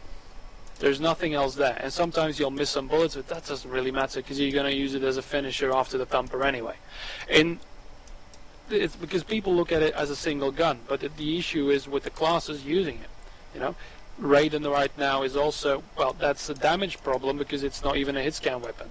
But it just doesn't fit Raider right is now. a good template, though, for a replacement for the hit scan weapons, in my opinion, because it is definitely harder to get used to for, let's say, an inexperienced or a Battlefield/Call of Duty player. But it is very close, and you know the projectiles are obvious, so you pretty much instantly learn that you have to lead with the thing. Yeah, and it has absolutely nothing to do with Call of Duty. And it is so much more rewarding. Yeah. Pointing your Raider SMG at someone, like pointing it exactly at someone and seeing all bullets miss, and then learning how to adjust is so much more satisfying than just pointing, shooting, and you know having your perfect efficiency right away. And then see the shit torrent in the chat. I don't think like hit scan weapons should go entirely. Like I'm okay having like hit scan SMGs and assault rifles and pistols around. I really don't like the scatter mechanics. I think this has come up on the previous podcast, like having either no recoil or linear recoil. In fact, I'd really prefer just to have no recoil. Like you just spray, everything hits the point you're aiming at. Yeah, that would require. Obviously, that would make aimbots absolutely fucking ridiculous. It would also mean that you'd have to do some serious balance differences, like you'd have to lower the bullet damage and whatnot. But I think I talked about this in one of my posts. Like what that does, it means that if I point, like I click on a point, and I know that someone's going to fly through that point, I'm guaranteed to hit them with one bullet as they go through. Right? Whereas currently, if I go like, okay, this guy's going to go through this point, I'm going to fire there. I've only got like a 30% chance of hitting them because all the bullets are going randomly anyway, so it doesn't really matter whether I think strategically. I just aim in the general direction and spray at them because that's how you're going to hit them. Yeah. Which that is terrible. Like I shouldn't even be able to like conceive of having that thought process of like, well, they're over there somewhere. Point. Okay, I hit them. That's bad, very bad. Yeah. Like Brett said before, it makes you feel cheap. Yeah, exactly. But you know, that's an issue with the scatter, not with the guns. I think. Well, I agree that hit scan can stay, but I don't think lightning gun type weapons have a place. However, the sniper rifle, the shotguns, and the pistols, I think, are not that intrusive at all, and a projectile sniper would be almost impossible to balance properly because of its long range and excessive difficulty. And the shotguns, well, honestly, it would not matter much. Thinking of the Global Agenda shotguns here that were projectiles, but it didn't matter because it's so close range. Yeah, I mean, and the pistol is a low damage finisher, so that's a perfect example of a nice hit scan gun. Another idea for the assault rifle is making a burst weapon that's got like it's got a linear recoil on the burst. but it's perfectly accurate within that. So that sort of thing where you're trying to just avoid spray, essentially, but still have and give it a distinct feel. Like at the moment, it's just like you point at someone. Like the assault rifle is just the same as an SMG. Like they're essentially the same gun with different skins and slightly different effects. Whereas if you made the assault rifle a burst gun, the SMG a spray gun, they've got different feels. And I think that's certainly something that they've been trying to achieve, is have every single different gun really have its unique signature. They haven't succeeded perfectly because you've still got like the two pistols, which are the same, the two shotguns, which are essentially the same, just slightly different reload mechanics. 3. Well, yeah, the auto shotgun is a bit of a different gun because it's automatic. It feels a lot different to fire that than it does the Pathfinder or the. It's more similar to a close range automatic SMG, for example, or AR. Yeah, but all of these things, sorry to interrupt, but all of these things just put a timer. If you go to a high enough level, it puts a timer on your opponent. Listen, it puts a timer on your demise. Yeah, you have 2 clips to mid-air me, or you die. That's basically saying that. And I had another idea, and this is again a very bad one in terms of competition, but just think about it. The other extreme would be to make the assault rifle or the technician's SMG a Counter-Strike weapon, where it will basically maybe only give it 5 bullets, I don't care, but actually giving it the power of a spin fuser, only you will need to perfectly hit. Also making a projectile then maybe, kind of like... This is back to the railgun idea, where extreme accuracy makes the weapon more difficult to use with a higher skill ceiling. And only make it headshot chest, for instance. Arms, legs won't do any damage at all, for instance. For the technician this would be a problem because he would be fighting indoors, of course. I don't think that would work for tribes because the distances are very long, and you just shoot at blobs in the distance. I don't really differentiate between legs and chest or anything like that. And also, that's why you already have the infiltrator and the sentinel pistols as kind of like those super high damage. I love those. Need to be really good. Yeah, no, they're fantastic. I love those guns. Well, I love them conceptually as well as like playing with them, because they're so rewarding when you hit. Like, it's very hard to hit with the Sentinel gun, the pistol. Yeah, indeed. But when you do hit, oh man, that feels so good. Especially when it's like actually hitting someone traveling at speed in midair, quite a distance away from you. Like those shots, just like every single one makes my day. Yeah, there you go. I agree. Well, why not put that projectile on the AR for the Ranger? With less damage per hit, of course, but the same mechanic, and even with the bouncing, would be very interesting. Well, no, I think definitely having like a hit scan weapon in those 2 free classes is good. Like, the Ranger is a good class concept to be a free class. It's got your classic assault rifle, it's got a sort of what you call a graceful weapon, it's got a projectile gun. It's not incredibly powerful, like I said, like Rangers don't win every duel. Like, I can beat Rangers with every other class, I guess, except for in a one-on-one. So, well, the Ranger at the moment is by far the best dueling class. Yes. It won't be able to. It's the best open-air dueling class. I don't think it's the best indoors. Yeah, indoors you'll be beaten by heavies simply because they have more firepower and more health. And disco balls. Yeah, and disco balls for the brute, which are also, awesome, by the way. Soldiers are better at dueling when you're like dueling along a path, so you're both skiing like fast in a direction. Like Rangers the are the best fuser is like a very good high-speed weapon. Yeah. So that, like, this is the thing. There's subtleties. Like the Ranger is really good at those duels where you're both bouncing around in one spot, kind of circling each other. The Ranger can force situations due to being able to hit in any situation. As long as he can see you within, the weapon's operation range, you're going to be screwed. Unless you can kill him before the magical timer hits, where your demise happens. Well, not in the current way, because there's so much spread. If you just get out of his general range, then it's going to take him forever to kill you. So you just run away, which is what I do all the time. It's like if I'm a Pathfinder and a Ranger comes after me, I'm just like, yeah, fuck you, I'm out, Nitron, bye. Well, that's another thing that I'm having difficulty with good Rangers. The impulse on the Thumper is enormous. So they can accelerate faster than other mediums. They simply accelerate faster with 2 Thumper jumps, and then from the air they can already whittle you down to half health with good aim. It's like a Terminator feeling. Yeah, you get the already Terminator saying, like, feeling when a good Ranger Rangers, is... best Rangers. No, like, I'm not it requires saying... skill to do this. It's Well, not like yeah, but everyone can do it. the And skill it's cool. ceiling... I'm okay with getting killed by a good player.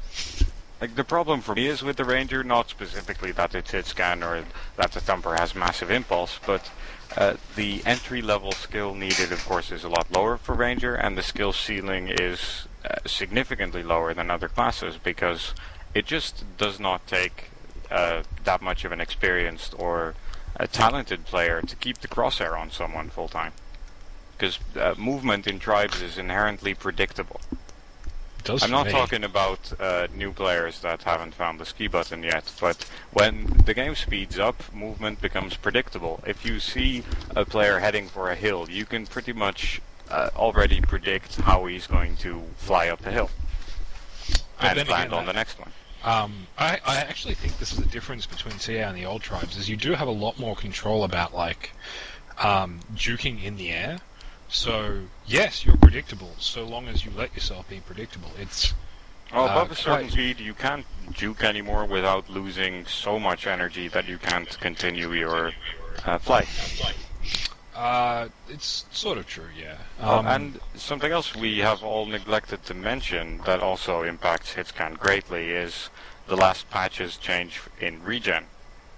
Yeah. Yep. It now takes 50% longer for the regen to kick in, and then another 50% on the actual regen time. Yep.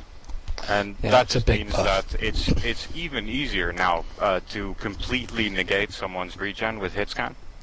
Yep. And with a disc, you have to be... Well, I do mind it in... Well, mostly because hitscan now stops you from regenning completely, and on the other side, the regen, has become so slow that... What? Flag You're runners. saying regen is needs to be buffed a bit? Oh, this is the craziest thing I've ever heard. Well, I'm saying this, at the start I said regen is bad because it never was in tribes and blah blah blah, grizzled veteran talk, but regen as it is fitted quite nicely. It made the game flow quicker than it would be with Tribes Ascent as it is with medpacks, or quicker than it is now with the slow regen. The slower regen is making people stop on big hills and wait until they regen and then start their flag approach instead of starting at their own base, skiing around, and then making a full round trip. Yeah. I think, like, my preferred correction to this would be to increase the blast radius of explosives, so you're more likely to get clip damage, than to nerf regen.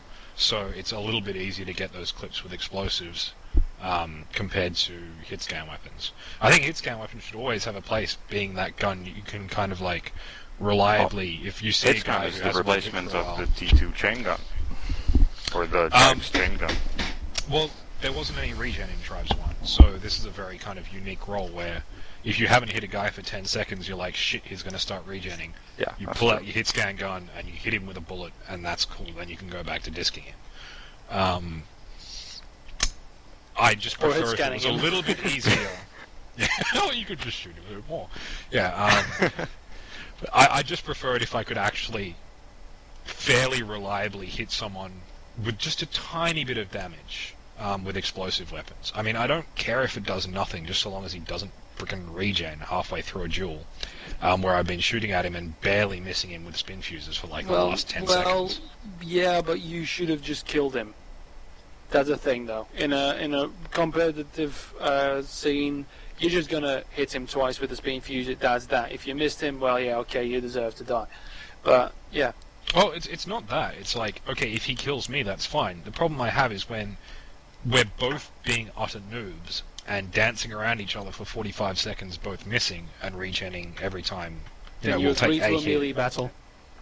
Yeah, then you should just stop Shazpod a couple times and melee each other. Right. Okay, obviously I'm not qualified to talk in this circle. No, I mean, I definitely see what you're saying, and I agree. I believe that I think larger radiuses are needed. It is the most frustrating thing. Like, it is the worst feeling in the game currently when two people circle each other for 20-30 seconds and neither of them manage to get any hits. Like, you both run out of ammo before you kill each other and just go, what the fuck is this game? It doesn't happen all the time, but when it does, it's bad. It's terrible. It shouldn't be there. And that's why I'd really love to see that, explosive increase. Makes it just a bit easier to clip people. So you never get that, like, God, he regened again. Because I usually play a light class, so a couple of spin fuser hits. Unless I directly hit someone, I won't kill them. And I get it often enough, like, a player's good enough to go, I'm on 30 health or whatever, I'm just going to back up a little bit, not let him shotgun me, and just dodge for about 15 seconds. And it, quite frequently it works. I mean, often I get a lucky shotgun hit, they die. But often enough, I don't, and they just regen to full, and I get to do it all over again. And when you're a Pathfinder, that means, having the risk of getting insta-gibbed repeatedly for the whole duel. I must say, one of my pastimes is playing Jugger and just looking at those kind of duels happening in the midfield, and just waiting until they're all out of ammo, and then I just fire a mortar in there and help my teammate out. The mortar should have a shadow that you can see coming. That would be nice. You just look up and go, the Looney Tunes and moment. an air siren, right? Yeah, the Looney Or just Tunes a moment whistle. where you look up and go, oh well. Yeah, that would be a fun little effect. Gives you the Also, oh crap change moment. the model to an anvil. Okay, I'm done. That'd be great. Well, I think this was a... That'd be a good, if you put in the mortar mid-air badge, you just have like a falling anvil as the badge. You caught the Roadrunner. Yep. Well, Speaking of that, what's the deal with artillery strike? Like, that gives you 500 points. I think it's just for hitting someone with a long-range mortar, like killing them with a long-range mortar shot. It depends on range. And a mid-air, like a blue plate special, is only 200? Like, what? Like, I get 500 bonus points for using the mortar for exactly what it's supposed to be used for no skill. Well, And it gives me 2.5 times as many points as an actual mid-air. it's honestly, it's a lot harder. I'm gonna get flamed to infinity for saying this, but it's harder to hit long-range mortars in Tribes Ascent than it is in T2. Oh, okay. That's fair enough. It's one of my But it's best not moments. harder than getting a spin fuser mid-air. No. But Yeah. my point is that the mortar is indeed a very difficult weapon at the moment, and it should stay that way. The only difference is that it needs It's easy. mid-air. Easy mode. It needs to kill people that Indoors, it it's lands on. simply, here's my egg, eat an omelette, die. But outside, it is, an art No. in its own right. Well, outside you just need to learn how to zoom, find someone who's like Standing heavy still. on flagging or repairing a turret or something, and learn to insta range. Like, you don't get the opportunity to have a couple Are of you ranged that shots guy in this that game. always sits on the hill and shoots mortars the Oh, entire yes. game? Well, no. If I play Jugger, normally I'm going inside a lot more. But I do, like, if the base defenses are active and they've got a lot of defense on the flag, I'll just kind of like strafe circle around the base, skiing and lob mortars all over the place, and usually get 4 or 5 kills. During the course of the match, or... No, just like a single circle. Well, this is on a I'm phone. just So the problem with playing in Australia is we have very different server pops. Like, your average game is 7v7 or 8v8. Very rarely we poor get like a guys. full 16 service. No, but it's actually like really encouraging because at that level the game is fantastic. Like, I think 16 people is actually too many on the maps we have at the moment. Like, 7v7 games are amazing. Especially when you've got 4 or 5 of the good Aussie pros in the game, and there's like real full high-speed chases going on, guys coming in at 300km/h caps. Well, that's exactly it. I think that's another emergent gameplay feature. For now, fighting, well, in Europe at least, fighting mostly happens around the bases. People sit around and other people just spawn, ski to the enemy base, fight, die, spawn, ski to the enemy base, etc. Yep. And once people get, to know how to ski, become faster, know how to predict, then the fights will move outside. Yeah, And also then I don't think 16v16 will be overly crowded anymore, because the maps are more than big enough to host 32 players at very high speed. But the bases are definitely way too crowded at the moment, where you sit in the enemy base as a juggernaut and 15 people run in and one enemy is still busy with the get flag. 44 kill scores with 2 people. Yeah. There's one guy on the other team trying to get those 2 juggernauts out of that freaking base. I've been there. I've almost broke 70 with the juggernaut in 16v16 game. Yeah. Also, it's just because at that point, the cappers like Streen and our team will start spitting blood at the llamas. It just proves how intelligent us Aussies are. Like, if you get 2 juggernauts in your gen room, you just leave the fucking gen room alone. Well, yeah. That's 2 guys you don't have on your team. No, So you the, get your flag a whole bunch.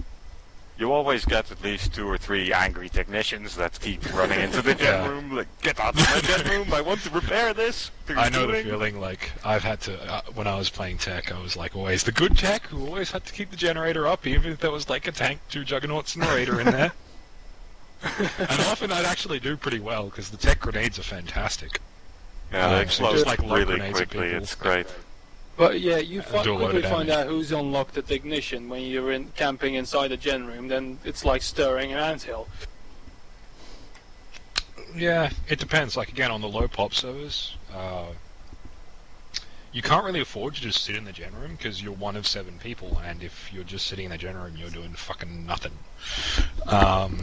Yeah. So, there's a lot more sort of dynamism around the bases there. So you have to, like, you kill the generator and then go outside and put pressure on the flag stand and then go back down if they try and repair it and whatnot. You can't just sit there.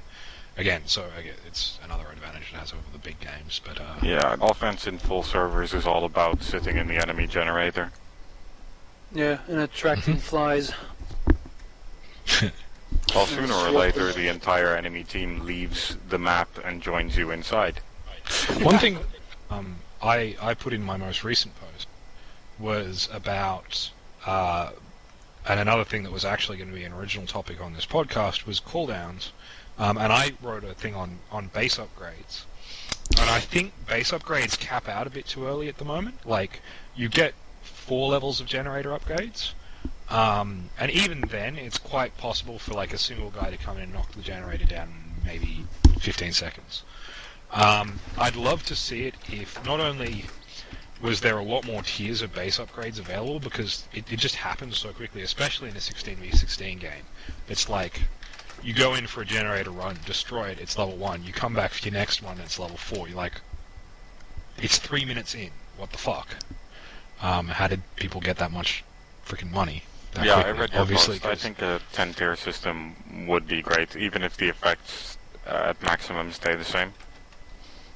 I think really it needs a bit more, especially like, again, with people complaining about like one dude with a spin fuser sitting off a turret, just 30 seconds it's down, or less really.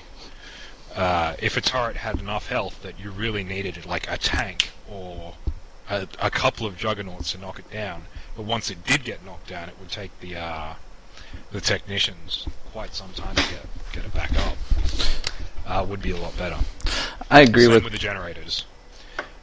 Also, the thing that put me up to that was I was trying to figure out a better way of balancing deployables, because at the moment I feel deployables are great, but they just don't quite have enough presence. So my idea was to tie base upgrades to deployables. So if you upgrade your generator health, it slightly upgrades all your deployables health as well. So engineer turrets get a little bit better, your force fields get a little bit tougher. And that makes not only like defending your base, but spending money on base upgrades more attractive. It makes people more willing to kind of spend their money on that. And it creates this tension between, do I buy a vehicle, do I upgrade my base, or do I use a cooldown? Which is why I think really cooldowns do have a place, because without those three areas, you don't really have that where do I spend my money tension. And in pro play, like, you can play a vehicle heavy comp, but then your base is weaker, or you can use cooldowns to clear the flag stand, but then you don't have strikes. That sort of like tactical choices really start becoming a key issue in comp play, and I definitely like having that in the game. What's the thoughts? One thing, well, I'll let you speak, Tweak, but he's been trying to say something for a while now, but that the only problem I see there is some Tribes and Tribes 2 games can carry on for several hours in overtime. And we don't want that. If it carries on with the base upgrades, it might be impossible to even get near the flag if those force fields are level 500 or something. Yeah, I was thinking the same thing. Base defense why can you already have an orbital be... strike, lol. Good point. I have had a chance to... I had this game earlier today where I got to try 3 in a row. Yes, 3 in a row. And it is... You're a bastard. Yeah, it is completely and utterly ridiculous. Although I think the price balances it out, and Yep. the tactical strike is 6 times cheaper and, well, only maybe half as effective. So yeah, the orbital strike is sort of like buying a fancy Ferrari.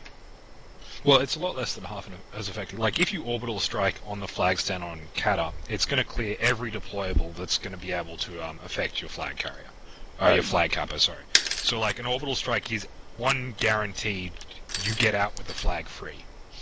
And I think that's good. Like, it's okay for bases to be very, very hard to get into without, like, 2 or 3 juggernauts constantly pounding it with mortars.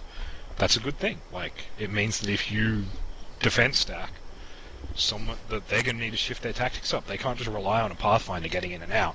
That Pathfinder should die every time. One of the things that I liked earlier topic conversation about upgrading turrets is I like the idea of having multiple turret loadouts. How exactly they implement it, I'm not sure, because it was fairly easy in Tribes 2 to just get a different pack and stick on the changed turret ammo type. But I would really like to start seeing maybe missile turrets or flak style turrets in the game, allowing you to change up the defense style that much more. Yeah. Well, a simple menu like the vehicle spawner would be enough. Yeah, When you upgrade, you click a button instead of just pressing E, pressing use. G. Yeah, for me it's E. Excuse me. Ooh, fancy and E. Well, we have gone on for, I do believe, just a little over 2 hours now.